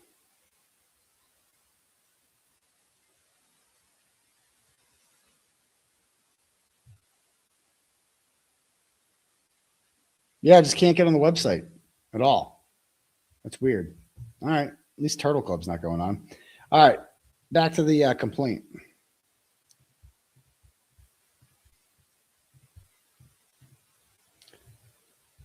Okay. Non-public material. Who cares? Instructed Kearney not to say where he got it from. Who cares?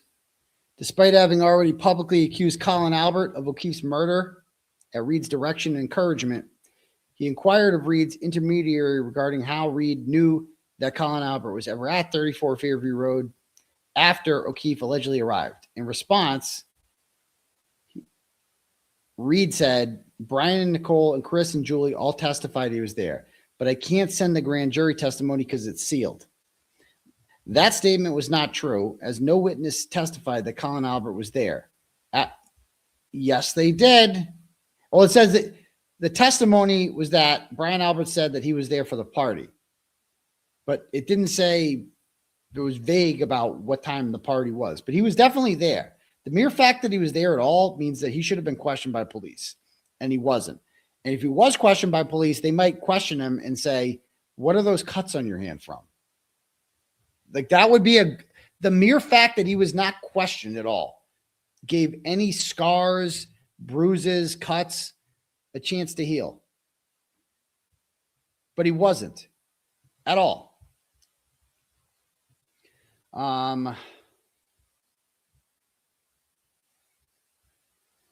That day, Reed also informed Kearney about the details of an alleged separate investigation, apparently related to law enforcement's investigation of 𝗬𝗄𝗆's death. Apparently. No, it's not apparent. That's what happened. In a message to Kearney, Reed stated, not public, the feds have been involved longer than anyone is likely guessing. Okay. Moreover, on December 1st, Kearney posted a YouTube video in which he included audio that had been recovered from 𝗬𝗄𝗆's phone by investigators. Wearing a Jackson Yannetti 2024 shirt that is for sale on his website, he played audio from a voicemail. Okay, we've heard this already. So what? Eventually, Reed and Kearney started communicating directly for the purposes of sharing information, coordinating the timing of defamatory posts. You know what? They have had my phone for a long time now. They haven't gone, they claim they haven't gone through it because team, whatever. Well, now they don't have to worry about that because Meredith O'Neill sent it to everyone, so they can all just go through it. And nowhere in there, I'm still waiting on you have access to everything. Everything that I did from April to October of 2023. And I talked to Karen every single day in there. And you would think there would be something there. Something that like, hey, so we know this didn't happen, right? We know the McAlbert's are innocent, but we're going to fucking frame them and shit, right? Like, so how are we going to frame them this time? What should I make up today? You have nothing like that. All of the messages just confirm everything I've read so far here is just like, hey, get this information out there. This is the federal investigation's ongoing. Don't you think that's important information to get out to the public? That the feds are investigating the investigation? Kind of relevant. To do so, Reed utilized Signal. Oh no, not Signal. They talked on the phone a lot. Oh yeah, 189 times. Okay. Reed knew that Kearney, I mean, this is just so defamatory. Reed knew Kearney and her statements blaming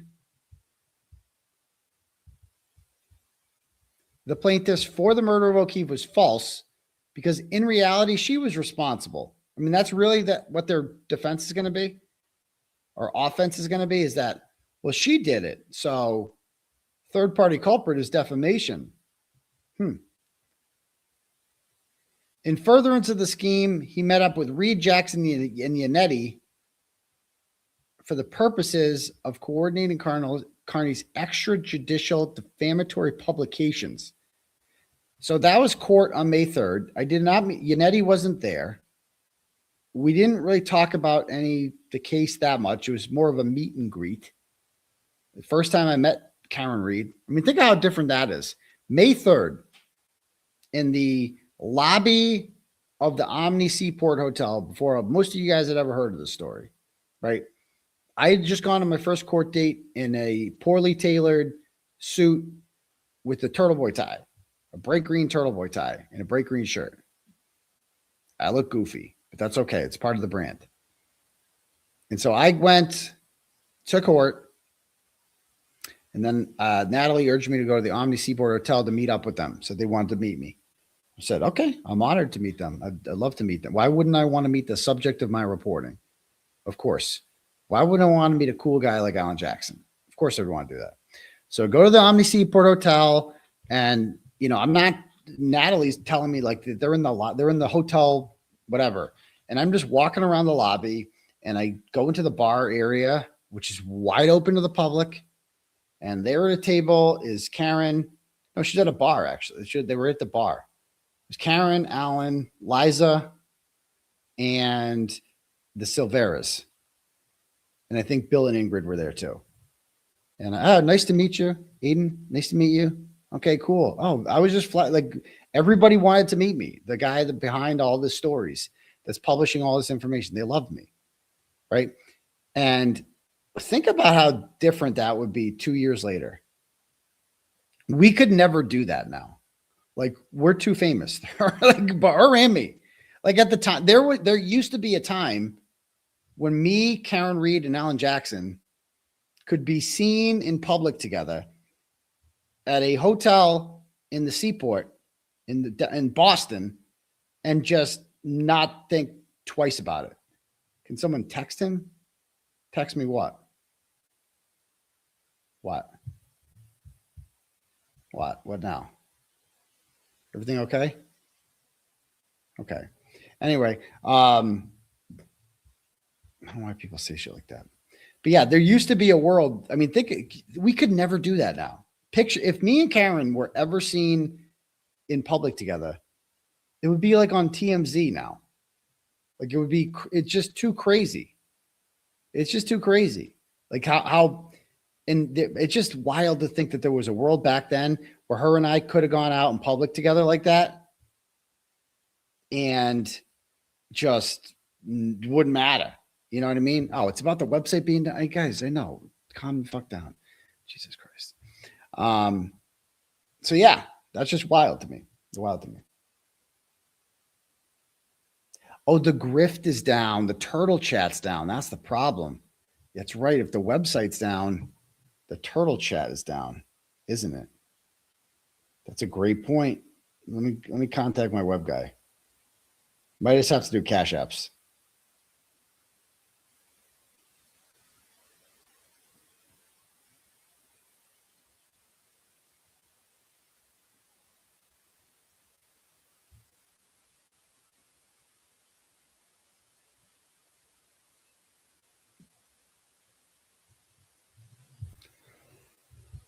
That's a good point.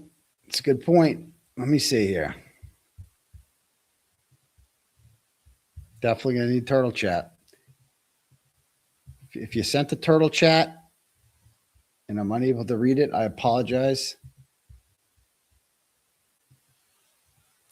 You might want to cash at me at $sign Uncle Turtle Boy, and we can do it that way. If not, I'm sure it'll be fixed in the morning. We'll get to it then. So anyway, back to this.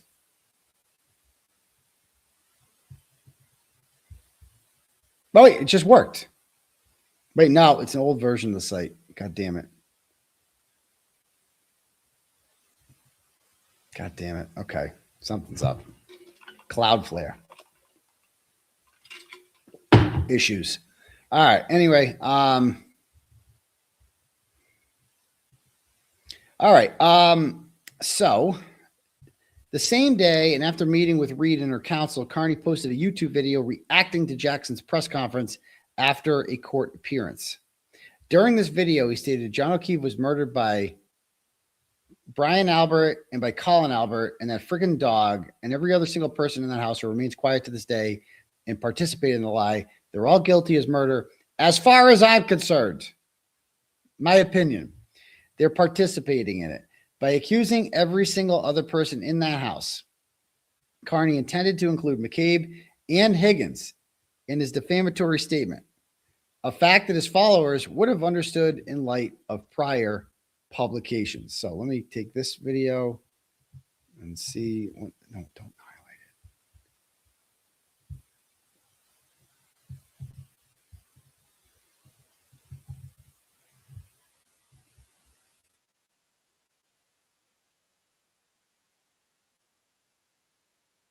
Like what you doing? Oh, what was your name? Kara. Kara, I nice to meet actually ran against the brother that was one of the, I don't know. ran Oh, in Canton? Yeah. Against, Lisa oh, Lopez. Chicken Parm Charlie. Yeah. Yeah. Oh, Yes. Chris Albert. Right. Yeah, Okay. yeah, I got you. yeah, Oh, I got you. exactly. Yeah. That's his name. In the kitchen, make me a chicken parm. No, get it. We'll see what happens. This is new. Yeah, let's do it, brother. Let's do it. Yeah. This is like my first time taking pictures with people and shit. So I guess I make some sort of speech on the courthouse steps here. about, oh, this is when they come out. And then I gave my speech about it. Happened in their own town. They know what happened in that house. They know that their chief, whatever her name is there, that she's part of this cover-up. And that the old chief, Burke, literally planted evidence is a co-conspirator, as far as I'm concerned. A co-conspirator. So where... I don't know where I was going with this, but you distracted me. Sorry, I was on a roll there. But you got to take your medicine, Turtleboy. You got to take your meds. You got to take your meds. I think they already have snitched on each other, because how else do you think a lot of this has come out? I think some of them have a guilty conscience. It can only stay a secret for so long. Told some cops. Fair. Who started anonymously reaching out to David Yannetti and Alan Jackson's team and telling them, that is my theory, I have no proof of that, but it is the only thing that makes sense to me, that they have been reached out to, and they are the ones that got the grunt. So good for those cops that anonymously were so disgusted by this that they spoke up. And someone in that house was talking. You cannot keep that many people quiet for so long. These people are liars. What was that? The people in the house lawyered up? Yes, Colin Albert is lawyered up. I got a text message that Brian Albert today has not only lawyered up, but filed something in court. I have not had a chance to look at those documents already, but I'm sure it's going to be something big. So Jennifer McCabe is lawyered up. I saw Kevin Reddington today. He actually had a good sense of humor. He said he thinks I'm funny. Can you believe that? He thinks I'm funny. So he asked, he goes, don't worry, I don't want to dance with you. I thought we were going to waltz. But it's nice to see you sober, at least. So he's sobered up. I mean, come on. He's not a drunk. No offense. So he said she took a polygraph. Have we seen those results yet? It's been like a week, right? Have we seen the results? We still haven't seen McCabe's polygraph test. 3 years. Wait, what did she even? Why would you take a polygraph? Yeah, and what questions were asked, and who gave the polygraph? Maybe it was Michael Proctor. Yeah. Maybe Michael Proctor also does polygraph tests. I don't know. He's wherever you need. Maybe Sergeant Lang. He has a tendency to show up whenever Alberts are in trouble. How about that? So I don't know. We'll see. This guy's on it. Also, polygraphs, to my knowledge, are not admissible in court. She's also not a defendant in anything. So what does she think of polygraphs for? Of course, there's no polygraphs. We've seen with Kevin Reddington, this is up his bag of tricks. You know that's true, Kevin, that when Kevin Reddington represented the former mayor of Fall River, who actually did take a polygraph test, he couldn't wait. Look at these tests I got here. Look at this. This guy took it. Hey, what's happening? This guy couldn't wait to show you. Look at the results of my polygraph test. Now this woman got one. He's like, we got one. I swear to God. I swear to God, it's coming any day now. I swear to God, it's real. Trust me, bro. Source, trust me, bro. But I guess we haven't seen it yet. I'd like to see the polygraph test. I didn't get a chance to speak to Kevin because he skedaddled out of here. Maybe he's down at the Pembroke 99. Throwing a couple down. I don't know. It's never too early, right, Kevin? Never too early. You have anything else to do today, I guess. Hey, be nice to Kevin. Be nice. We'll see what happens. Please, zoo today. Absolute zoo. But is she really in there still? She got to be kidding me. Did anyone see her come out of the court? I know she. Get the fuck out. Come on, Jen. I'm not going anywhere. Jen. I just wanted to introduce myself to Jen McCabe. So Jen McCabe was inside. She wouldn't come out. Yeah, you got that. She looks. Her buggy eyes. It just looks creepy. The fact that Jennifer McCabe is in the courtroom today with her cuck husband, Matt, who, by the way, Matt McCabe, interesting guy. Hey, Matt. Matt McCabe told police that he saw Karen Reed drive south in the direction that she was headed. Well, when did she do a three-point turn, Matt? Maybe you should have got your goddamn story straight. Oh, no, there was no three-point turn. They gave up on that. The jackpot that the police hit was when she accidentally broke her taillight at her home. They saw that. They're like, I guarantee before that, they were going to say she ran him over in the front, but then they see the broken taillight, like, oh shit, how about that? It's our lucky day. We'll go with the reverse angle. But in order for that to make sense, there needs to be a three-point turn. But oops, they already said there was no three-point turn. So maybe people will just not notice that. But they did. I noticed a lot of people noticed it. And man, how are they going to keep this is the problem with government employees and state workers is they have no fear of losing their job. If Adam Lally was working in any other industry and he got up there, and the performance that he did today, he would be fired. But he's not. He's going to lose this. He's going to be disgraceful. There will be no repercussions for him. Michael Morrissey will get reelected because Massachusetts, of course, he's going to reelect Rachel Rollins. Maura Healey's our freaking governor. Of course, he's going to get reelected. You know, what percent of the public doesn't pay attention to this? You know, obviously we are. There's 1,500 people watching right now. So obviously a lot of us are watching. But like, is everyone watching? People just going to the post like, okay, who's got the D next to the name? Morrissey. He's a nice boy. I know a couple Morrisseys. I'm going to vote for him. And that's how democracy works. And this is what we get. This is miscarriage of justice taking place inside this courthouse. But the tide is turning, ladies and gentlemen. The tide is turning, and we should stay tuned. So we'll see. So what did you make of the data, the jail data? Oh, so Did you try to throw that out again? Oh, you know who this is? That's Joe Warren. That's antiquated rogue. Rogue. He was actually, the jail data was moving. Oh, yeah. So the DA said that. So, yeah, like because the phone's in his pocket. So his phone did not move from, which, by the way, I thought they said that the expert who gave us that data was wrong. That's what they initially said, except he's right when it comes to this other stuff. So from 12:30 to 6:04, his phone didn't move once. Why? Because his body's not moving. They find his body, the phone starts moving. It doesn't take a rocket scientist to figure out what happened here. So we'll see. But anyway, guys, I'm going to cut this live short. If I see her, trust me. I can't say too much. Try to watch her now. We're gonna find her. Trust me. So, wait, where are the Boston police? When Michael Chestnut was murdered, every single court hearing was packed. Okay, take it easy, Turtleboy. Okay, we got it. You're real fired up. But does that sound like a guy who doesn't believe that the McAlbert's did it? That sounds like a guy who's pretty convinced of it. He goes, in a subsequent blog post, he continued, the McCabe's have the look of evil in them when you see them in person. These are people with no shame and aren't the least bit deterred by the fact that millions of people know that they participated in the murder and subsequent cover-up of a murder of a Boston police officer. Can't cover up. 39. Days later, on May 30th, Kearney published part 43. And this talks about how 𝗃𝗵𝗂𝗶 went and got a harassment prevention order, or tried to, and was denied. And that Kearney knew about this because David Yannetti texted him and said, HPO denied. And David Yannetti knows people at the courthouse. He wasn't even there, but he's like, he told me someone down at the Stoughton courthouse just told me that Jennifer McCabe is down there in open court trying to get a restraining order on you. And he alerts me to that. That's not illegal for a lawyer to tell me something, information that has been relayed to him, public information happening in real time. That's not defamation. It's not witness intimidation. It's just two people sharing information. All right. On June 6th, he traveled with her husband to attend their children's sporting events in Billerica. Kearney traveled to the same event at Reed's behest. Where is the evidence of that? So Karen Reed told me to go to Billerica? Really? She told me that? Get in the car and go to Billerica, Turtleboy. Get down there. No, I did whatever. Karen Reed can't control me. Now, I might call Karen Reed and get information from her or whatever, but like, it's all because this is what I want to do. And if I have a question that needs answering and she can clarify that for me, I might call her.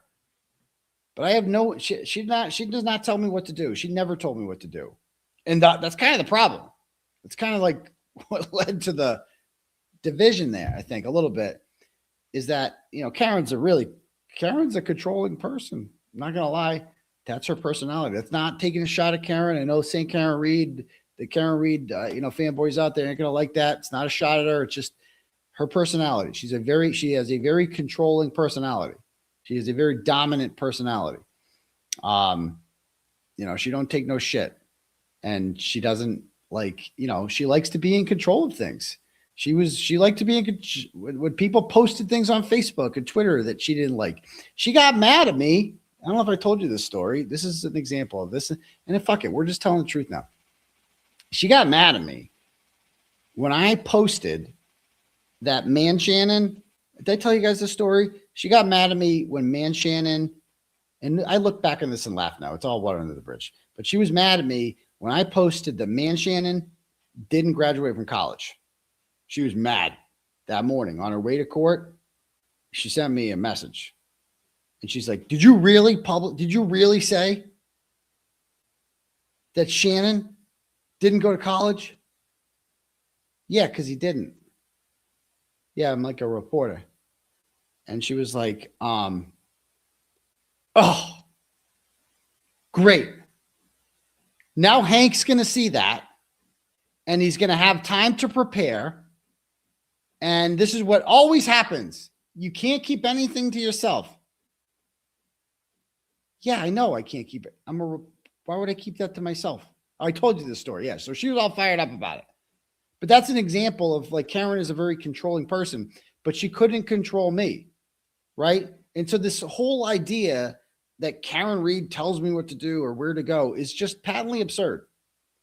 She didn't approve or disapprove of anything that I did. Okay. So I went to Billerica on my own. You know why I went to Billerica? You know why I went to Billerica? Because I knew 𝗃𝗵𝗂𝗶 was going to be there. And I wanted to ask her a question. And I couldn't find her anywhere else. That's it. I had come to her house. I had knocked on the door. She didn't answer. So I figured I'd go to where I knew she would be. Done. That's why I went to Billerica. Period. All right, back to this.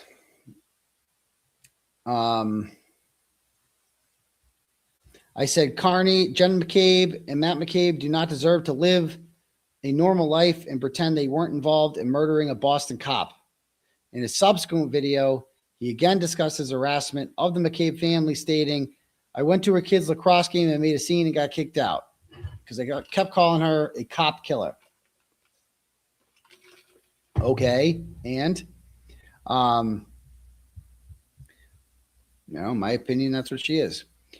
On July 23rd, Kearney met with Reed and Jackson And then national CBS news correspondent, that would be Matt Gutman, over dinner at a steakhouse in downtown Boston to discuss Reed's criminal case.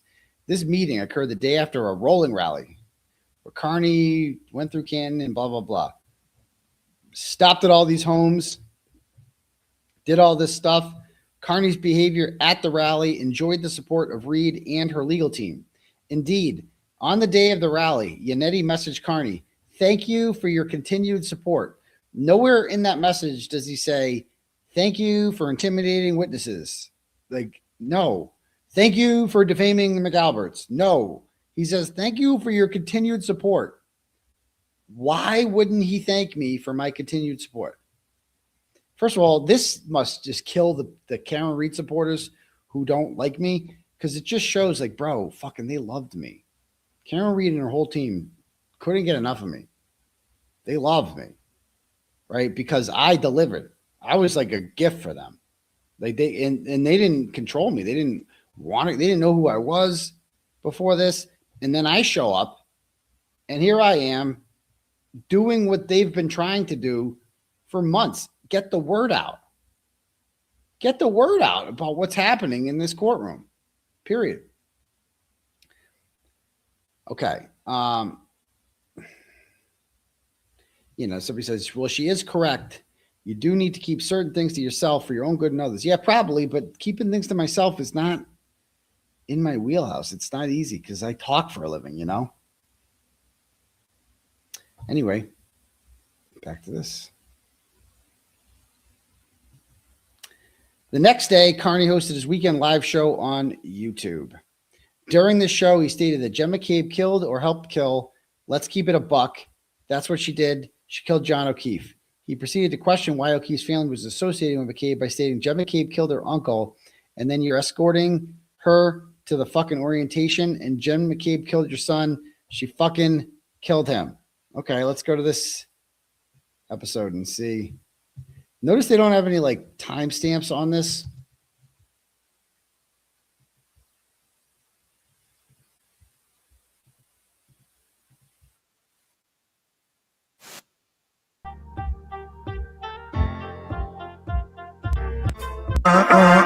We run down the. Okay, so this was my opening. Let's see. I'm gonna stream on YouTube and on Rumble, and then with 30 minutes to go, we're gonna nix the stream on YouTube and go over to Rumble to try to get more people on Rumble, because that's where I want to eventually migrate over to. So if you haven't created a Rumble account yet, again, oh boy, that's the Rumble stream. You can just create an account. I don't want to see the chat. Subscribe to the channel. We got a few thousand subscribers over there. How many are watching on Rumble right now? I see 161 over there. Okay. And he says, yay, Rumble. I'm watching YouTube on my TV and Rumble on my phone. All right, excellent. So there we go. You can never have enough turtle in your life. Okie dokie. So without further ado, for instance, we got David Barry. Thank you for the $20. He says, he sends it on cash. Tied forever. But no. Hunter Biden. That's what was I talking about? What the fuck? And this stupid fucking cunt thinks that she can just walk around and go to fucking lacrosse. Oh, yeah. The newest thing, as I mentioned at the beginning, is I've heard from people who were at Canton High School. I think it was Friday. They had like an open house for the new kids coming in next year. And I guess John O'Keefe's niece went there with Jen McCabe. And it's just like, dude, they haven't learned yet. They haven't learned from me showing up at this. So now they're going to learn some more. We're going to ask them all, like, think about that. Like, just to review what happened here. Badass Jen McCabe killed or helped to kill. Oh, let's keep it a buck. Or that's what she did. Or helped to kill. She killed John O'Keefe. Ooh. She might not have hit him or been responsible or moved his body or done any of that. But she was aware of what happened, knew that he was alive. Yep. And could have prevented his death. Sure, he might be a vegetable, whatever. Okay. She could have done something. Instead, she went online at 227 and Googled how long to die in cold. So she knew, so she would find out how long she had to wait until Karen Reed could find that body. How long to die in cold. What lie? Where's she the actually lie? fucking Googled that. Where's the lie? So she is just as guilty as the rest of them. She's just as bad as, she's worse than Colin Albert. Quite frankly, if Colin Albert just hit him and attacked him, I think what she did is worse. It's more calculated. It's more calculated because she took plans to make sure how long is to die in cold. The plan was to die. Yeah. Like she wanted him to die in the Good cold. point. And this Nothing gets stupid by you. fucking cunt thinks that she can just walk around and go to fucking lacrosse games and shit. Easy. Like shit is fucking normal. Like, got news for you, cunt. It ain't normal. Whoa. It ain't normal at all. It ain't gonna be normal until you're in fucking jail. Whoa. I am your worst fucking nightmare. I will see you ever. If you ever come to court again, which I pray to God you do, I am going to relentlessly hound you. Okay. I'm going to be in your town so much over the next few weeks. Just get used to this face, and there's nothing you can do about it. Well, there's nothing. You tried. They to do can something arrest about it. you. They Adam can arrest Lally you. told you to go down to the Actually, courthouse and apply for an order, and that backfired. yeah. Just like Rachel Rollins told Monica Candy Grant to try to get one against me, and that backfired. And it's gonna backfire. Like it ain't gonna work. And then, but you haven't learned. You haven't learned your lesson. Oh, she gonna learn. You haven't learned. You killed her uncle, and then you're escorting her to the fucking orientation. That's shameful. I mean, keep in mind, those That's kids, shameful shit. they were interviewed a month after their uncle died. And that's when they said those negative things about Karen Reed. A month after Jen McCabe poisoned their brain. This all goes back. Jen McCabe's at fucking everything. She has to involve herself in everything. She has to poison these people, and she doesn't give a fuck. God, she's disgusting. And that girl is without her uncle and a positive female role model. I mean, Karen Reed is a positive female role model, is she not? Fair. She's successful, smart, good with money, obviously, because she works in finance. Like she's what a young woman should aspire to be. Okay. And she had that. And now what does John O'Keefe's niece aspire to be? Jen McCabe. Like that, she had limitless possibilities. Kind of. I'm told that she got into people around Canton were like, I guess she was gonna go to Feehan. She did go there for I don't know all the details about that, but that's gone. That was when John was alive. Not like if she went to Bishop Feehan, if she stayed in Bishop Feehan, actually, she's still in high school. Is she a senior? I forget if she's out now. But Bishop Feehan's like nasty at sports now. They just won the state title, Division I basketball. They have this pitcher who was the star of the basketball team, like one of the greatest players ever, who's striking people out. Is going to University of Texas. She could have had a good time at Bishop Feehan. I bet you they're better at Canton at everything. Her uncle was killed, and now the McCabe's are taking over her life.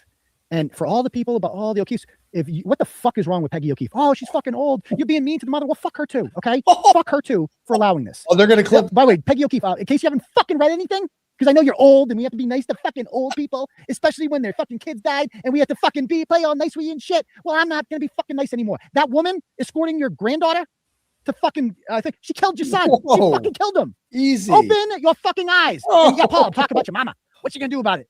You fucking drunk, you fucking raging alcoholic, fucking crashing into people and shit, and having the nerve to hate Karen Reed for fucking driving drunk. Take it easy. Jesus fucking Christ. Fuck those Take people. it Man. easy. Fuck them. I don't give a shit. Oh, But we're gonna fight for John because you don't give a fuck about badass. John. Like, well, let's keep it like you don't give a fuck about John. None of you people do. Oh, that's fair. But we're gonna fight for justice for him anyway. Yes, yes. I'm so sick of the coddling of the O'Keefe family. I'm so fucking sick of it. You're give gonna them time regret to come saying around. that. Yeah. If you think they're ever gonna fucking come around, like I got some property to sell you somewhere down the Where? Cape. Okay, ain't gonna happen. They're not coming around. No, you don't. They're not coming around. You don't own any property to keep. They're choosing not to. You liar. They don't. Their hatred for Karen Reed trumps everything else. That's all it comes down to. That is. Yeah, but anyway, she's old. Okay, Shit, so back to right? this whole thing.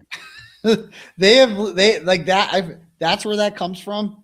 They love posting that clip where I'm like, oh, I'm sick of being nice to Peggy O'Keefe. That was like the first time I ever like shit on her and Paul, like because I was so sick of them at this. Like I thought they were like, you know, kind of open-minded about this, want the truth. Nah, they just suck. I was starting to realize that the O'Keefes suck at this point, but I still never booed them. That never happened because I knew they would clip that shit. Okay, so let's pull up the blog that I did on the feel stupid because they should by 25th. Obviously, they're gonna get gagged. Like, what would possibly lead you to believe that this woman was gonna gag them? What has gone right? Like she denied the order this week for Brian Albert's cell phone, despite the fact that Brian Albert is hearing to determine who's telling the truth here, to hear from the expert because they don't want to hear the truth. So if you don't, again, Bev Cannoni, she just looks Auntie Bev. Just samples more than they do the dog because there should be no dog shit on John whatsoever. But I guarantee there is. So well, we would know because they lost the tissue samples from John's arm. But anyway, what you see there is a fired up individual who clearly believes that John O'Keefe was murdered inside that house. Clearly that person, good luck convincing a jury that guy right there doesn't believe everything he says. That guy was fired up. That guy believes in his cause. That guy really wants justice for John O'Keefe, like really, really wants it. So good luck convincing a jury that guy doesn't believe everything he's saying. Good luck. All right, back to this. On August 9th, Kearney published part 96 of the Canton Cover-Up series. This is the 𝗺𝗏𝗄𝗃 article, I believe. He explained the movement for justice for John O'Keefe and Karen Reed continues to grow by the day. Although Turtleboy was the first media outlet to really dig deep into the story, it's taken on its life of its own, independent of our award-winning journalism. The Facebook group has 20,000 members. Okay. He bragged about the Free Karen Reed movement size. Okay. Sold t-shirts. Kearney lambasted the Canton police chief by stating, "It's disgusting and pathetic that this public official is treating a cop killer like the victim of a crime. This is the problem. The McCabe's and Alberts are treated as royalty in this town, and they know that the police will go out of their way to protect them. This is why they felt so emboldened to kill a man, frame a woman, and think they could get away with it." Kearney stated, "It's painfully obvious to anyone with a brain that the McCabe's and the Alberts murdered John O'Keefe." So I don't know if the website's still down. We'll find out. Yeah, it appears to still not be working. Okay, great. So again, if you want your messages read, there's no, looks like Turtle Chest not working. So you just have to cash app me at $ Uncle Turtleboy. But you know, where'd it go? So we can't read it, but I think Melanie went over this whole article. There was some really interesting stuff in there. This was the day after Helena Rafferty went in front of the Canton Board of Selectmen and we got to find that clip. Helena Rafferty, August 9th, 2023, Board of Selectmen.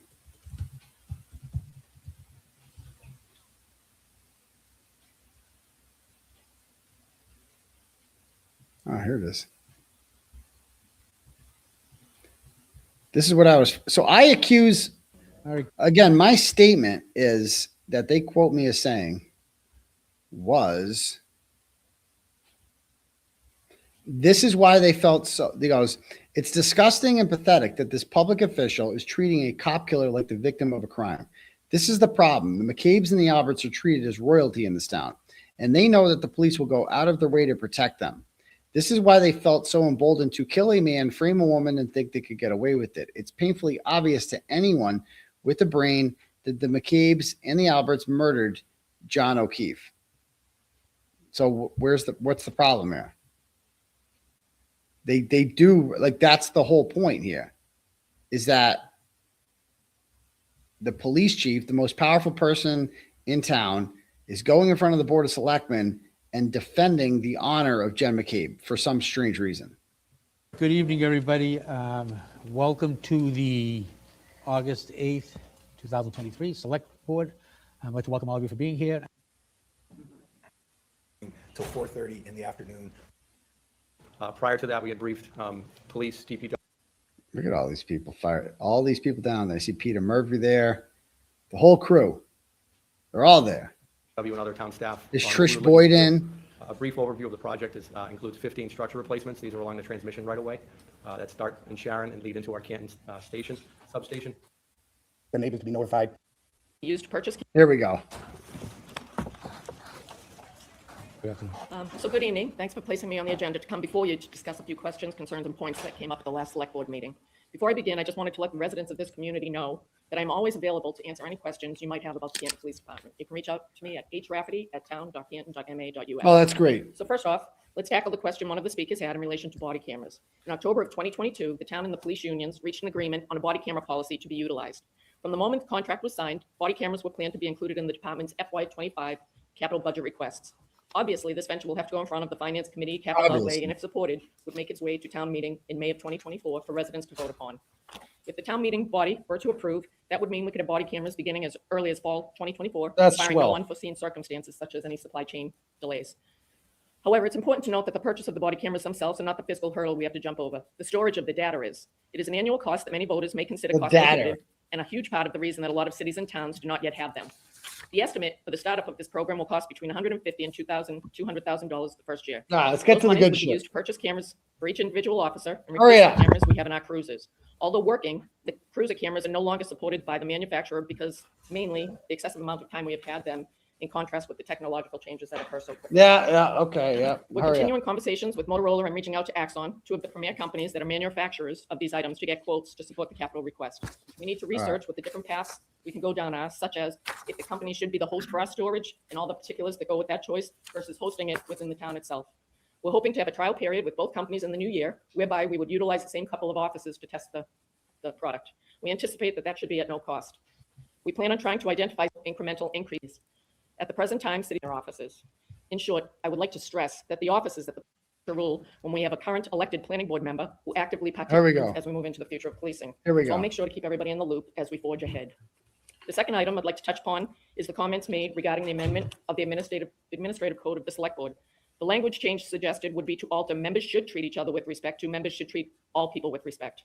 I just wanted to say that I totally agree with this thought process, especially in these days. People in positions such as mine and that of elected officials should be held to a higher standard. That is why I'm proposing it be adopted by every town board and every elected official. She's so It seems angry. hypocritical to solely make members of the select board adhere to such a rule when we have a current elected planning board member who actively participated in an event that made residents of our community feel disrespected, targeted, and intimidated. So she's talking about the rolling rally there. So apparently a member of the whatever board, planning board, was at the rolling rally. I think the woman's name was like Kathy McCormick or something like that. I don't know. But apparently it made people feel intimidated. So she's a bad person. An event that I believe under statute 268-13A could most possibly be deemed a criminal act. So that's interesting. She says there, this is August 8th, that I believe she's the police chief in town. And she said that that is a criminal act, right? It is a criminal act that happened, that rolling rally. So if it was a criminal act of witness intimidation, you're the police chief. Why didn't you arrest me? Why didn't you file a criminal complaint? You're the police. You let it happen. I announced that I was coming to town. You let it happen. How could it possibly be a criminal act if you let it happen? You just let people do it. You didn't make any attempt whatsoever to stop it. This is 2 weeks after the fact. You're saying it might be illegal. So why aren't you charging me? Why did it take 2 more months for the cops to show up at my house and charge me with witness intimidation? Why? Why did Michael Proctor send a text message on September 3rd saying, why aren't we just arresting him? What's the difference? That was Michael Proctor's word. What's the difference? Why aren't we just arresting him? Additionally, we have an elected library trustee who, as of noon today, was still listed as a co-administrator on a social site that is allowing residents of our community to also be disrespected and dehumanized with innuendos, outright falsehoods, half-truths, and bullying comments. Bullying Comments, I comments. might add, that if were made in a school environment, would and should have every resident in this town in an uproar. Yesterday, I received an email from a concerned citizen related to the, and I quote, horrendous, threatening posts on this site, asking me to address the issue, as she is worried about how it may incite people to act moving forward. Let me make one thing as crystal clear as possible as I continue. So again, she got contacted by somebody who's mad about a Facebook group, who's mad about comments on a Facebook group, and some person on the library board or something is an admin in that Facebook group. This is what she's concerned about. Not the fact that John O'Keefe was murdered inside Brian Albert's house. That doesn't concern her at all. What concerns her is comments on a Facebook group. Continue with my comments to our residents. I embrace the fact that we live in a country where people can have different viewpoints. I respect everyone's right to voice those viewpoints under the First Amendment. I can appreciate that some people have questions on the O'Keefe case based on the limited information they have seen thus far.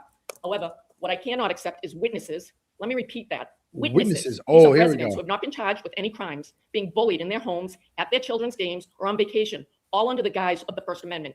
This is a really slippery slope that if All under the guise of the First Amendment. No, it's not under the guise of the First Amendment, under the protection of the First Amendment. And they're not being bullied. They're being asked questions. They're being held accountable. That's what's happening to them.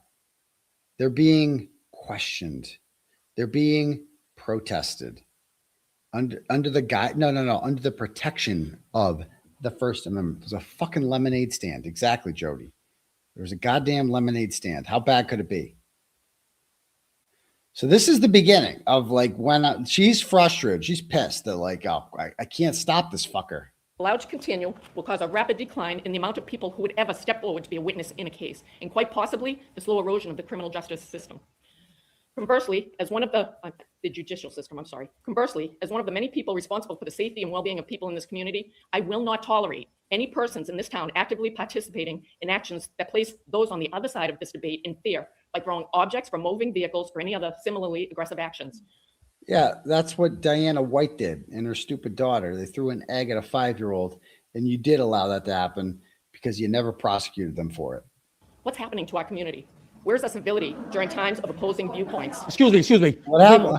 In fear by throwing objects from moving vehicles or any other similarly aggressive actions. What's happening to our community?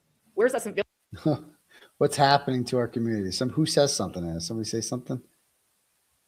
There's Rita.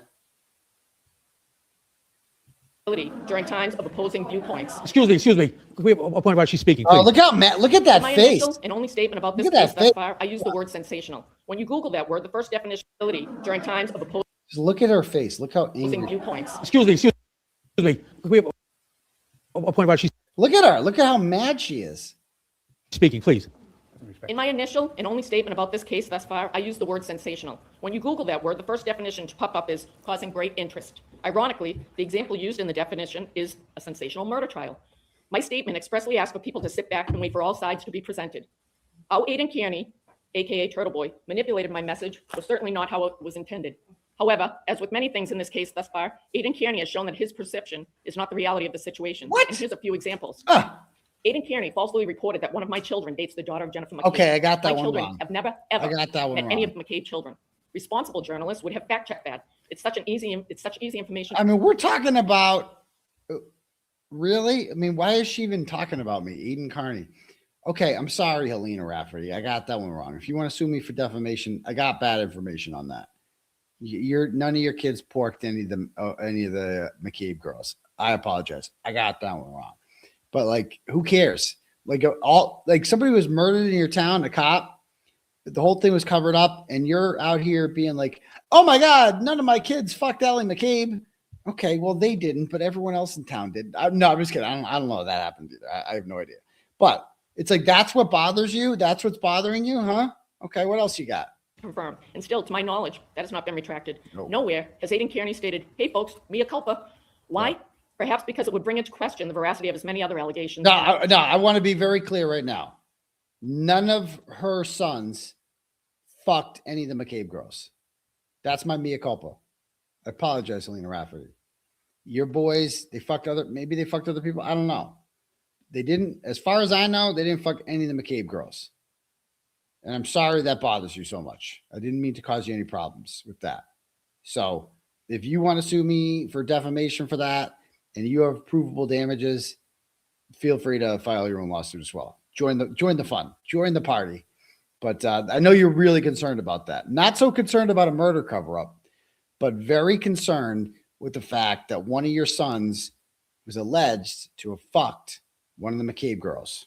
And you're like real mad about that. Varies. Aidan Kearney has also insinuated the slanderous allegation that I had an inappropriate relationship with Chief 𝗵𝗵𝗄𝗧, and as a result, he appointed me to my current position. Notwithstanding the fact that 𝗵𝗵𝗄𝗧 is not the appointing authority for this town, I can only hope that such a statement outrages every woman in this community, for we fought hard against these abhorrent, defamatory stereotypes for decades. In the days leading up to his... This is what she's concerned about, is herself. You're concerned about yourself? I did not fuck Kenny Berkowitz. Did I say that? Did I say that? Yeah, I can't imagine Kenny Berkowitz fucking her anyway. But no, I might have got that. I don't know if I actually said that. You have to go check the record. I don't know if I said that. She could sue me again. She could sue me if she wants that. Maybe I spread a rumor. I don't know. But I don't know if she fucked Kenny Berkowitz. I have no idea. Would I be surprised if she fucked Berkowitz? Of course not. These cops love fucking each other. That's the thing about cops. You think I'm bad? Like, there is no line of work with a higher infidelity rate than police. No line of work. And that's not being anti-police or anything like that. Cops cannot keep it in their pants. They can't. Because chicks dig cops. They dig the badge. You know? And, you know, you're going out there, you're a cop, you're meeting chicks. You know, a lot of chicks are into cops. And, like, whatever, you know? So I don't believe, like, I'm not surprised. And it's in the female cops, especially, like, they love to fuck. I'm just saying, because they're one of the guys. The female cops are one of the guys. And they're probably a good time, some of them. I'm just saying, like 𝗀𝗿𝗄𝗃. 𝗀𝗿𝗄𝗃. There you go. Female cops are a great time. So would I be surprised if she was fucking Berkowitz? No. I also don't care. It's not like germane to the story. And it's what she's harping on over here. Rolling rally, Aidan Kearney reported to everyone that Jennifer McCabe had fled Maine to avoid his event. I thought she did. It was disingenuous. Jennifer McCabe was in fact home when he and 75 to 80 people in 40 to 50 cars pulled up in front of her home with the bullhorn. She was inside with her husband and 2 of her 4 children. Okay. She watched this group of both residents and strangers converge on her home. Can you imagine the terror she must have felt for the safety of her children? The terror of her children? Why would you feel terrorized? My daughter got served by a constable today. A constable showed up with it. My daughter's outside on the fucking trampoline at her mother's house because for some reason they're still going there. And a constable comes up and serves my 10-year-old daughter with paperwork and doesn't know anything. She's on the fucking trampoline. And I'm like, yeah. And it's like the cops show up at our house all the time. They showed up last month. We're like, we have a restraining order from 5150 here for you. You know, like shit happens. Oh yeah, but Jennifer, a rolling rally. Oh no, what is she terrified of? We didn't do anything, and it was for O'Keefe's lawyer. I feel like Attorney Dildo feels left out. He's trying to depose me on July 30th. That's not going to happen because my criminal trial has yet to happen. But he gave me a list of interrogatories today. It was like crazy. Like all the shit I have to turn in. Like, bro, some of this stuff that he's asking for is like, do I have some of this stuff? I forgot about this. There's been so much going on. Yeah, Dildo keeps sending me stuff in the mail. Let me find it. Dildo. Friday at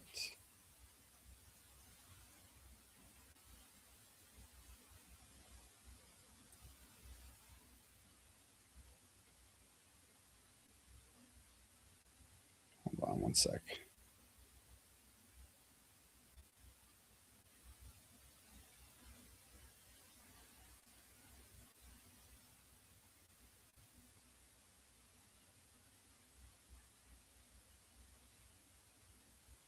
Yeah, this is what Dildo wants from me, okay? All right, here's what he needs. Requests. During the period from January 29th through the president's, all communications between you and Karen Reed. Just ask Meredith. She's got my cell phone extract. Just ask her. She'll give it to you. During the period from January 29th through the present, all communications related to the death of John O'Keefe between you and any member of the Reed family. During the period from January 29th through the present, all communications related to the investigation and prosecution of Commonwealth versus Karen Reed and you and any of the Reed family, the defense team, or intermediaries. Bro, you already have all the Natalie messages. I don't know what you people want. You've got everything. I don't have anything else. Just go ask them. I can't even read my phone extraction. Just go ask the koala. He's got it. What else do we have here? All Facebook messages about the Karen Reed trial. Okay. Instagram messages by you. Okay. With any member of the O'Keefe family. Let's see. All voicemails So since January 29th, regarding the death of John O'Keefe, the investigation and prosecution of Karen Read, the O'Keefe family, all voicemail recordings, audio recordings, and corresponding call logs, including dates, times, numbers dialed, and duration, and any applicable transcripts thereof, between you and any member of the Karen Read defense team, Karen Read, any intermediary, it's just the same shit over and over again. For the period of January 29th through the present, as it relates to the investigation and or prosecution of Commonwealth versus Karen Read, provide all photographs, video footage, data, and downloads on your devices. What? What does that even mean? For the period of time between January 29th through the present, as it relates to the investigation and or prosecution of Commonwealth versus Karen Read, provide all photographs, video footage, data, and downloads on your devices. What the fuck does that mean? You want any pictures related? Any pictures I took went right in the articles. Okay. Any and all information, extractions, documents, call logs, communications, and or materials showing use of the Signal app as it relates to any communications made by and to you regarding the death of John O'Keefe, the investigation, well, it's the same shit. The identity and content of all social media platforms, accounts, blogs, YouTube channels used and or maintained by you that reference the investigation and prosecution of Karen Read. Go ahead. It's all in there. The identity and of all social media platforms and channels used or maintained by you that reference the death of John O'Keefe. I mean, what? You can go look at it yourself, bro. My Facebook page, my Twitter, you know what they all are. There's no secret accounts. This is the dumbest shit he wants. All investigative materials, documents, communications, reports, electronic communications, and information gathered relating to all blogs posted by you relating to the death of John O'Keefe. It sounds like he wants all my sources. That's a big no. That will not be happening. And he wants it certified and complete records will be accepted on or before April 23rd. Then he sent another one today. He gave me a week extension to give me all that shit. I'm like, bro, what are you doing, Dildo? Dildo is the most retarded lawyer. They have the dumbest lawyers on their side. Like, come on. On the state of the world today. Again, this is a witness in a case. Additionally, I know it's been circulated that John O'Keefe had conversations with Canton police detectives related to drug activity in that neighborhood. Really? Well, I'm here to confirm that. He absolutely did. He Oh. reached out to the detective unit directly. Who? Whoever none, and let me repeat that, none of his well-documented correspondence with us included anyone alleged by Aidan Kearney to be involved in this case. The point I'm trying to underscore with these statements, with the examples that I put forth as well, is the same one I was trying to make in my initial statement. Take information in and verify it. Be patient while all aspects of the case unfold. This system is painfully slow, and it should be, as the gravity of its process holds the liberty of someone in its midst. Follow the actual trial. Listen to all We the did. information. Oh, we Let did. the courtroom be the forum where both sides get to present their case in full. Then make your own informed decision, whatever that's going to be. I know that mistrust for the Canton Police Department has taken root around this case. Based on the feedback that I and officers have received, I'm not sure that it is nearly as widespread as portrayed by one of the speakers at the last meeting. What? However, I do acknowledge that it is there, and I hear you. I believe the first Oh, step of yeah. bridging that trust gap is effective and healthy communication. I'm also open to discussing ideas that residents believe will help build that fractured trust amongst those experiencing it. So let me reiterate, I am willing to meet with any Canton resident one-on-one, wherever in town you would feel most comfortable, so that we can have a dialogue where you can ask questions and you can get a sense of who I am and what I stand for as the leader of the Canton Police Department. And finally, as I close, and I'm so grateful that these final words I have will be memorialized on camera. Oh, No matter what the jury decides in the O'Keefe case, not I guilty. will always be able to look in any mirror I pass. My children will always be able to view me as a person of integrity, and I will always be able to look the O'Keefe family members in their eyes because there is absolutely no evidence of a cover-up in the tragic death of John O'Keefe. Thank you for your time. You know where to find me. There is no evidence of a cover-up in the tragic death of John O'Keefe. Bitch, there's planted taillight. Your police department, Paul Gallagher, did not find any taillight. It's on video. There's no taillight there. And yet there's taillight 12 hours later.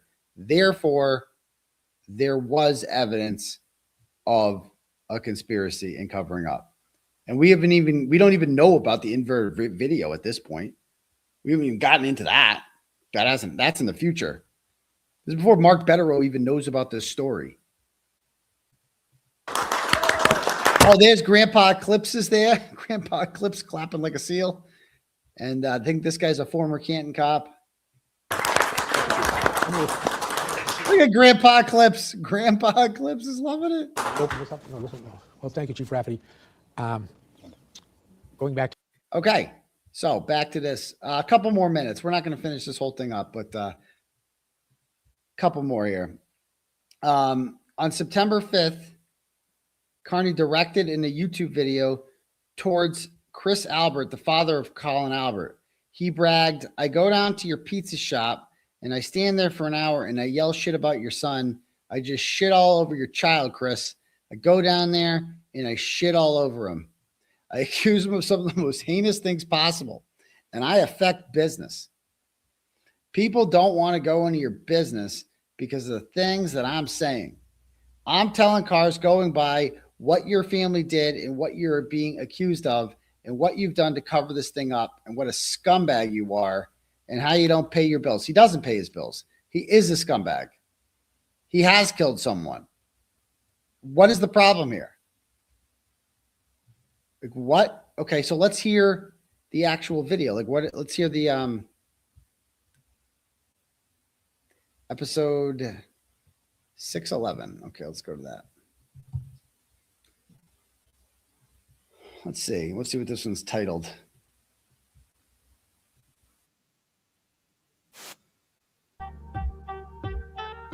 One's titled, "Is Chris Albert Suing Turtleboy? Federal Grand Jury." The date of this one is September 5th, 2023. Twisted Tragedies. Look at Twisted Tragedies. It's in the comments. Look at that. This is back when she was a fan. Look at, I love the live chats. Twisted Tragedy says, "Happy 9 o'clock, people." She was so happy to be part of this. She loves it. Loves it. I can't believe that. Twisted Charities.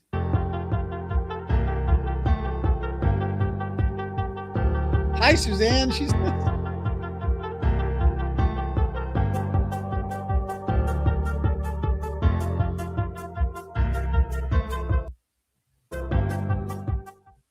My name's Aidan Kearney, also known as Turtleboy. He is a senior editor for Turtleboy Daily News. I'm a big fan. We've broken hundreds of. Stop saying I'm.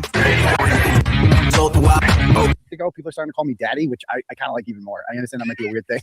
For some of you. No, I don't know how that happened. I did a rant the other night. We were talking about the groups, and daddy just had to come in and lay the law down. So you can call me doctor or daddy, whatever you prefer, or you can call me Aidan, or you can call me Clarence with Emerson. That's my Facebook name. You can find me on Facebook at Clarence with Emerson. We also have a page called the Turtle. Yeah. Okay. Yeah. If you believe that Karen Reed is guilty, you are functionally retarded, and I don't mean to insult. I'm mentally retarded. Like you're useless. You are completely useless to society, and you should never be allowed to show your face again in police society unless you beg for forgiveness. You should. Every single person, when this is all said and done, because we know how this story ends. Yes, we do. And you cannot just go on living life and be like, well, I fucked up that one, but I still have credibility. No, you don't.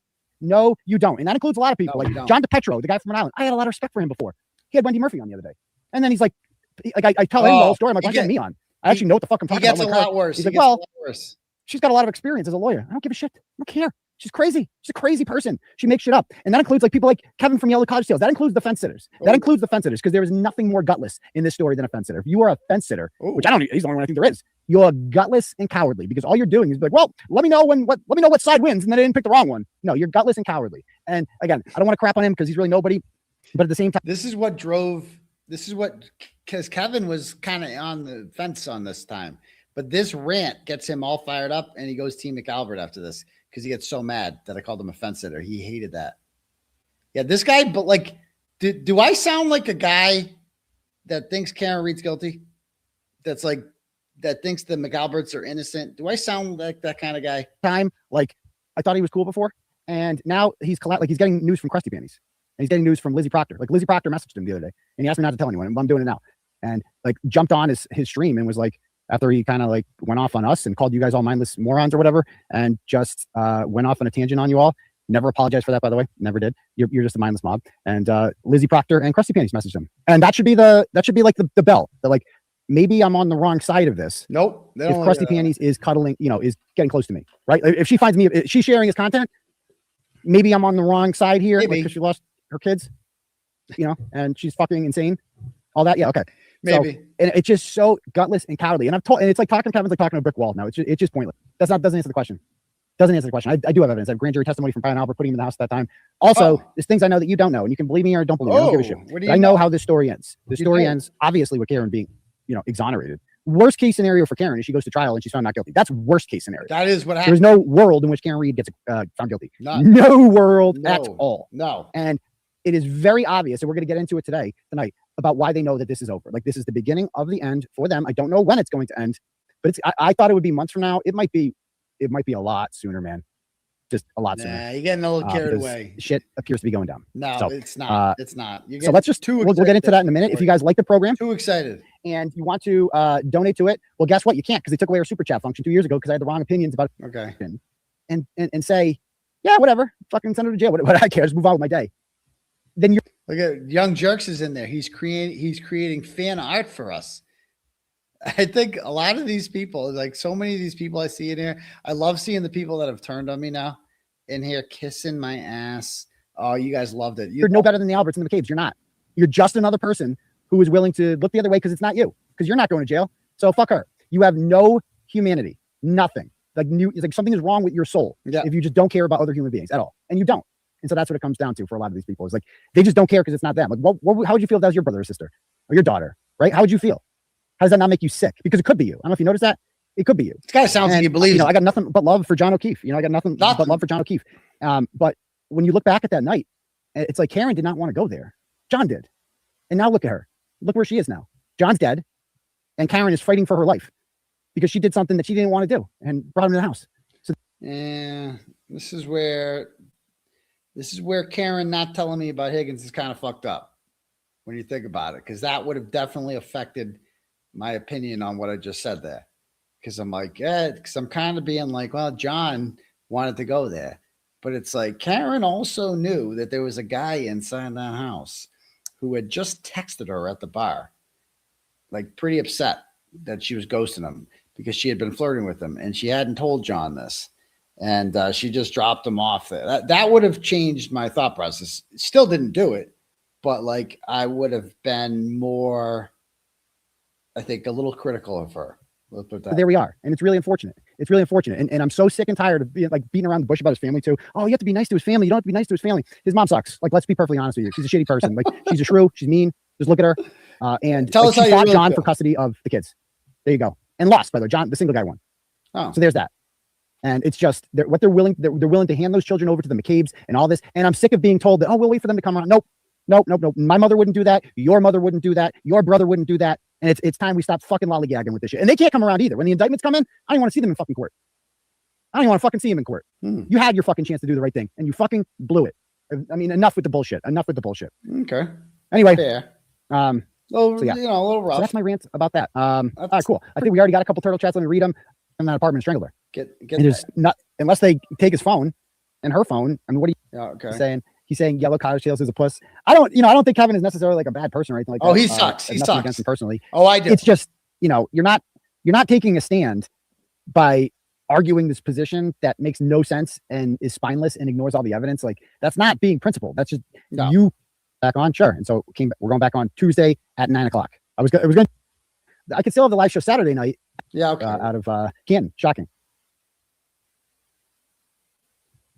Let's see. Oh, look at Twisted. I want to see Twisted's comment here. You got to see this. Hold on. Listen to what she says. Look at the chat. Figure that out. Good Friday would be a good day to do it because the hearing happened that day. And it'll be fresh on everyone's mind. I think that would be a cool thing. I don't know. But how dare I? Oh, sorry. I know. But yeah, I was going to say, like, it's like a way to debrief. Not even if people are saying you should do like a live show. I'm like, wouldn't it be better? So this is me talking about, there's Brie Marie. She's commenting there. let's see. I think she thinks Karen Reed's guilty now too. She might be one of them. But you should debrief after court.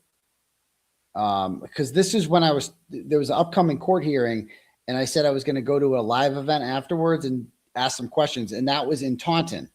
And look who's in the chat. Look who's in the chat saying, look at what they're saying. Twisted Tragedy says, I live in Taunton. I will be there. I could still have the live show Saturday night at home, you know, in the Turtleboy studio rather. And then on Friday night, it can just be a strictly like Q&A. Like we'll stream it obviously, but you could submit your questions. I would be on the stage with somebody asking me questions. We'd have to figure that out because it'd be weird if it was just me up there asking questions. And then I could field questions from the audience about it. Oh, so I go, I want someone up there asking me questions. Look who volunteers.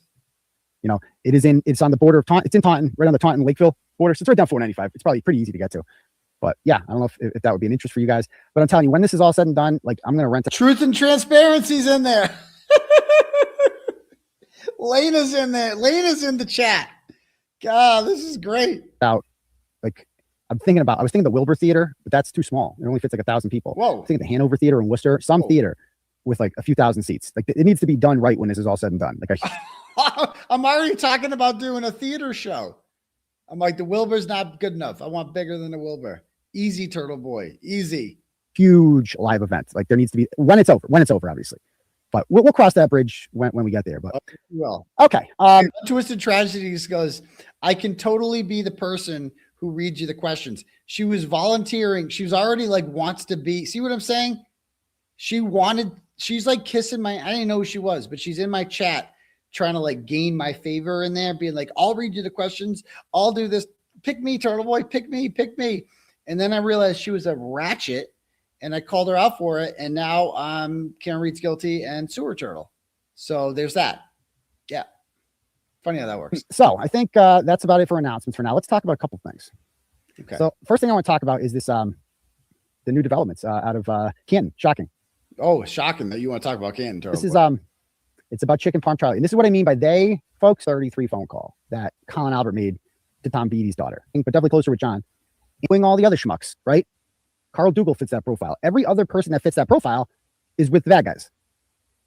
Tom is the only one in that town who seems to be capable of, well, not the only one, but like who was with those people is right around the time when we believe, and most of us believe, that John O'Keefe, that Karen left, that Karen probably got out of there around 12:31 or 12:32, probably 12:31. And that the phone was either placed on the lawn. We don't know what happened with the phone, but shit started happening around 12:31:32. That's when Jen McCabe texted John again, like, are you coming? You know, something like that. I forget what she texted 12:31. And then you get the 12:33 phone call from Colin to a one year. Brian's kids go to Bridgewater State for 6 or 7. So they're a little bit smarter. Okay. But I digress.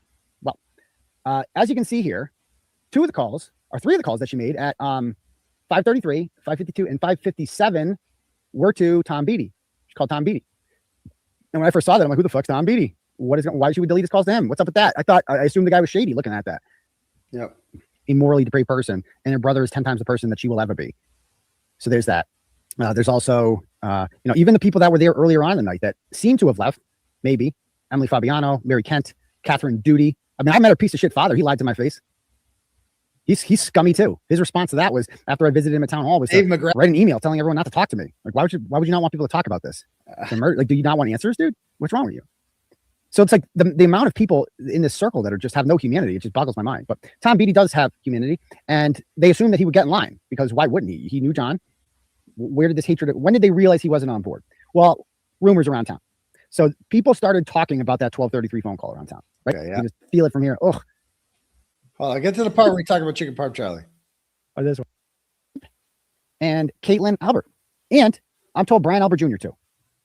All these people who were, and what are those people? What do Colin and Allie and Caitlin and Brian Albert Jr., what do they all have in common? Well, 2 things. They're all part of the younger generation. Okay, yeah. David Yannetti in February of 2022.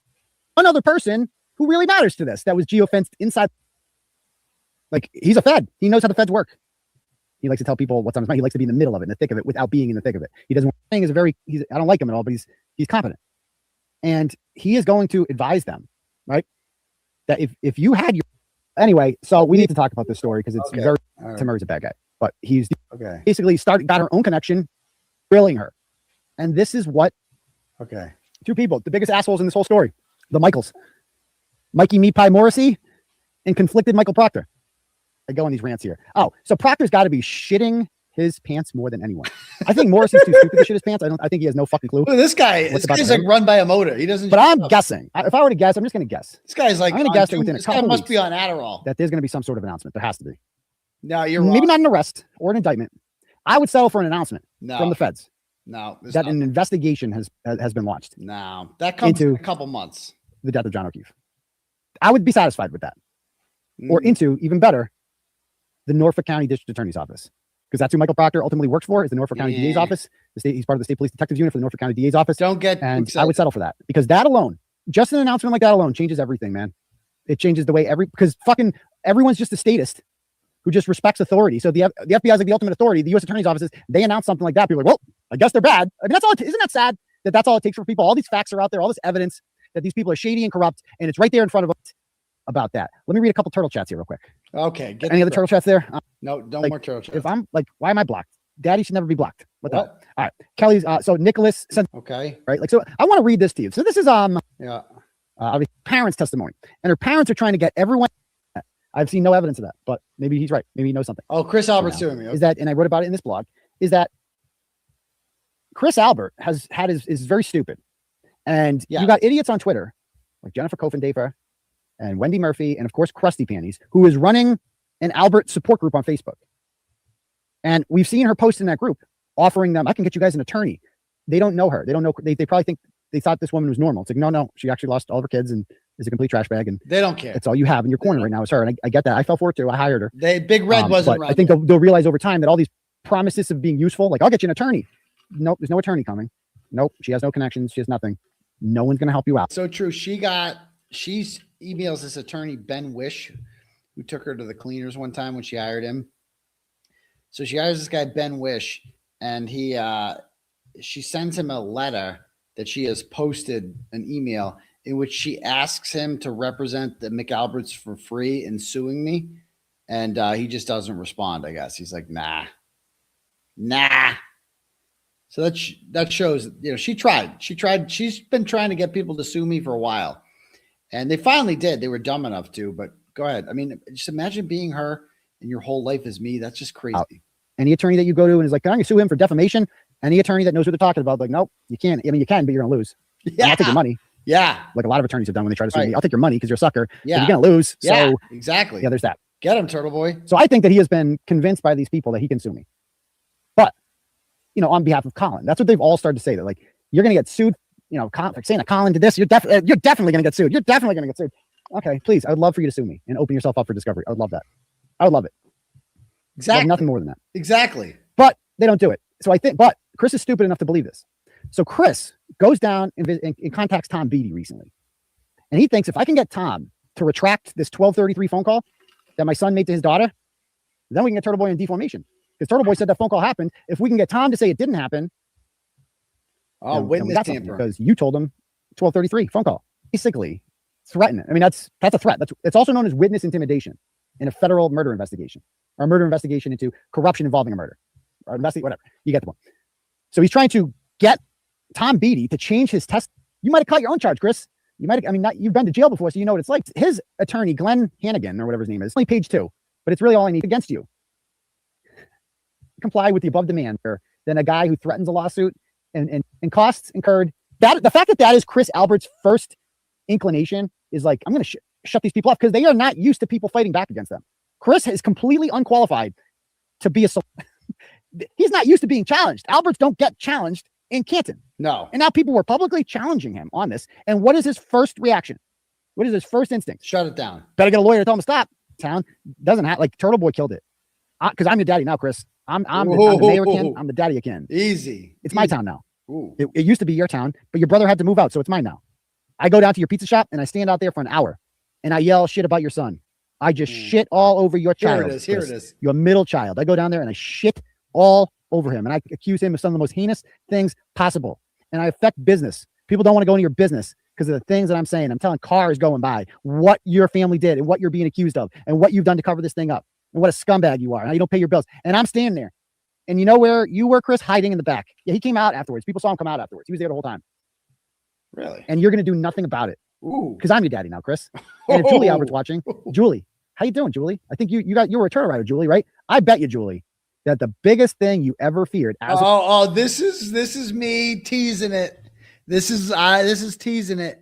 This is September of 2023. I had in my possession that message that Julie Albert sent sent John O'Keefe, in which she says her biggest fear in life is being featured on Turtleboy. And when I said this, Karen was like, why did you say that? Oh, you weren't supposed to say that. I said it. See, she couldn't control me. I just said shit. You know, I said, I'm like, turtle about it. Because I'm your daddy now, Chris. And if Julie Albert's watching, Julie, how you doing, Julie? I think you were a turtle rider, Julie, right? I bet you, Julie, that the biggest thing you ever feared as a turtle rider was ending up on Turtleboy, wasn't it? I bet you that. Look at him. Look at what I'm talking about. I bet you. Oh, she knows. I'm just talking to Julie. Just her and I are having a one-on-one conversation. Yeah, just her. Just her. You know what I'm talking about, Julie. No, you know what I'm talking about. Yeah, she knows. I bet you feared this, didn't you? And that makes me so happy because you should. And it was you feared getting on one time. Now you're on all the time. True. All the time. So Cheers. anyway, so they thought that they could bully these people around, but the Turtleboy revolution here. But the chat had no idea what I was talking about there. They had no idea. Taking over the town. It's not even my revolution anymore. It's the townspeople's. Like they've taken over. You've seen what happens at these board of selectment meetings. You just get dunked on now. You're an Albert who sits there and gets shit on while you play with your straw and you act like you try to put up this facade like it's not fucking bothering you, but it clearly is. It clearly is, and you just don't have it in you. You don't have it in you. You don't have. Oh, you'll see some messages when this is all said and done. There's a lot of shit that's going to come out. Oh yeah, come out. So hey, Julie, you're my favorite turtle rider. Or you were, but not anymore. So he goes on to say, this is a very serious matter that requires your attention. Pro tip for all you attorneys out there. I like how just one sentence too. It's right in the middle. One sentence. If you feel the need to write, this is a very serious matter, it's probably not a very serious chance. Anyway, no lawsuits ever came. I don't know who's going to go to jail over this, but it won't be Karen Reed. It will not be Karen Reed. That's true. I don't, and honestly, I don't care.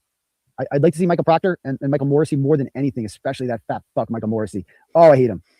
I want him locked up so fucking badly because that would be the juiciest part. If the district attorney goes down, oh, fuck the Alberts, fuck the McCabe's. I want them to go down too, but I don't want anyone to go down as bad as I want Michael, 𝗵𝗵𝗃, Morrissey to go down. The thing that Karen Reed and I will have in common is that we're both going to be wealthier for it and more famous for it. That's and true.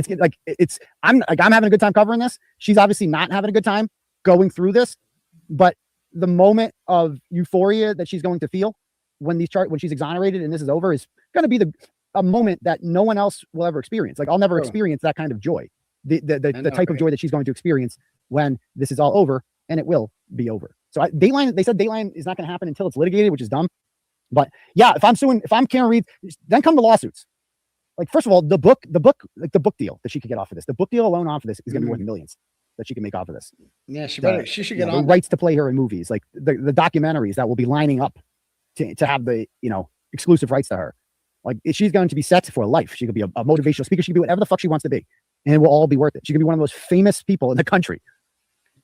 Was I not thinking for Karen Reed? People, oh, you think about yourself. I had big plans for Karen Reed.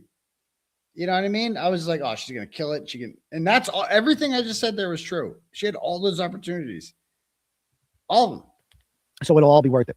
And she's going to, if I'm hurt, like you can't sue. Like, what are you gonna sue Chris Albert for? His chicken parm? Nobody wants that. It's mediocre. I think she's suing him. He's got nothing. He's got no assets. He can't even pay his bills, so he's worthless. You sue Brian Albert, the estate of Brian Albert. Well, she's suing him. I mean, I guess you get something out of that. But I like you guys' idea. Like I heard it's very hard to sue the police, like the state police. You never hear about the state police like paying out, do you? The local police you do. Like Worcester police are at McCabe's company is a nice soft target. Yeah, they can't pay the pepperoni man. A nice soft target. So last thing I want. Look at Crawford in my chat kissing my ass. Talk about here. I caught fucking Matt. Like, all right. Somebody goes, Sandra Bullock. Look at this comment from this person. Look at this comment from Reggie Y1523 says Sandra Bullock should play Karen Reed. Of all the people, Sandra Bullock should play Karen. No, she should play Karen Roberts. Just kidding. So check this out. So sometimes I will go back and read Alan Jackson's 90, I think it's like 92 page affidavit. 94. Yeah, 90 time ago, and it just wasn't made public because and this at approximately 10 the whole time. Okay. Anyway, we get the point there. We're gonna stop there. We'll pick it up. Everybody watch Melanie tomorrow. Everybody watch her. She's doing an amazing job. But man, this has really brought me back. I'm having fun doing this. So, and it's just great to get back. Thank you for suing me. I mean, I want to thank them for suing me because I've been waiting for this. As you saw how excited I was for a long time about being sued. Like, I'm like, please sue me. And it couldn't have come at a better time because it's like, well, this is only going to help with my criminal case because we can like depose these people beforehand. We can get information on them and, you know, find out all types of shit. Like, all this is going to be great. So I want to thank them. No takebacks. Don't get any thoughts. I just want to tell the McAlbert's that, like, no takebacks. You did it. You sued me. No takebacks. Okay? That's the rule. No takebacks. So you have to keep suing me because now yous can't leave. Now you're mine. Okay? Now you're property of Bradel and Betterow. Okay? You're not allowed to go anywhere. Now we're gonna get all your shit now. We're gonna find out all the good stuff. We're gonna get you. No takebacks. Don't even think about it there, McAlbert's. No takebacks. You already called it. You already did it. No backsies. No backsies. Oh, God. What a dumb move that was. Oh, my God. I'm so happy that they sued me. And it was like the perfect timing because it was right before the Meredith decision came out. And I feel like that's just done, like forgotten about. Like they lost miserably. Now it's just Jathan screaming into the abyss on Twitter, making a fool of himself. And Altman just being the nastiest mean girl ever on there and all this shit. Just let him have it. We're focusing on this. We got this. You know, I'm so happy they did this. So happy. So anyway, we'll finish that another time. Let me read if we haven't. Let's see if Turtle Chat's even working. Hold on. Probably not. Wait, is it working? It is working. We got it back. Okay, cool. Let me read some Turtle Chats.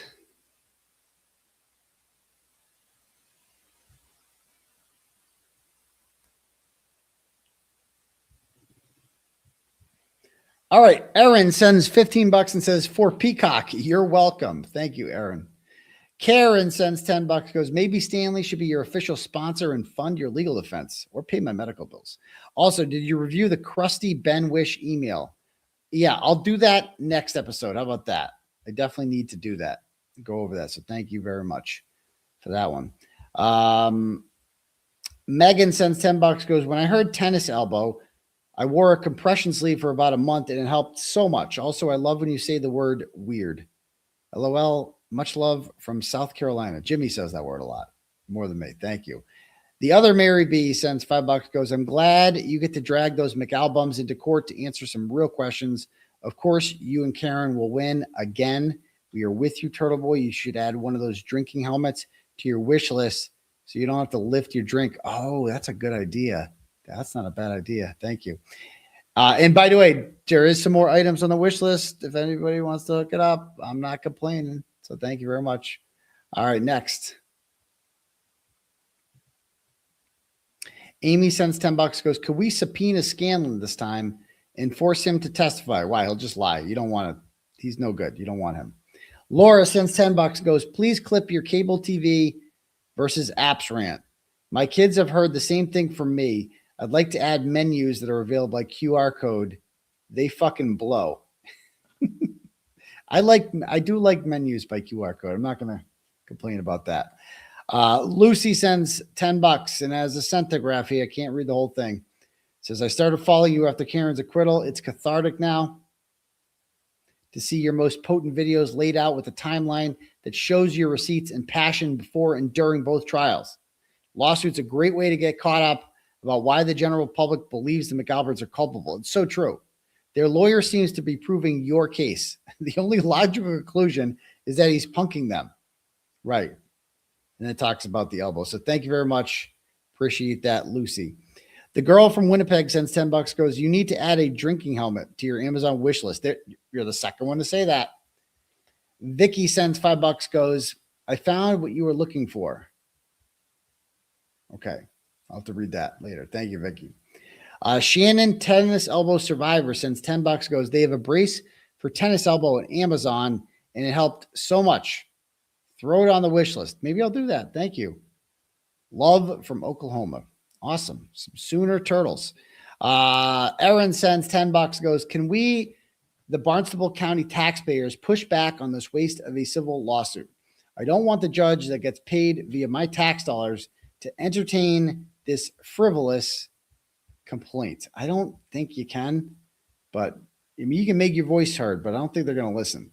So thanks. Next, we have Erica Madden sends $50 and goes, Jen Altman has always been a cunt, and she will always continue to be. Amen, Erica. You were right about her the whole time. She tormented me for 2 months. I made amends at the November fundraiser. I remember that. Then she came after me again. I called her out, and she deleted everything and hid her Twitter account. Bold coward. Amen, Erica. You are so right about that. Elena sends $10, goes, hey, Boomer Daddy. Hey, Boomer Daddy. Sometimes it freaks me out how much I know about you. like you drink your Stanley Cup with your right hand, but you jack off with your left. I know. Needless to say, I'm here till the end. Free the turtle. P.S. Not to be read out loud. Oh, that's you. Oh, thank you. Appreciate that. Okay, thank you. It's very kind of you. Thank you. Okay. Let me read some cash apps here, then we'll call it a night. It's been a long one. That's what she said.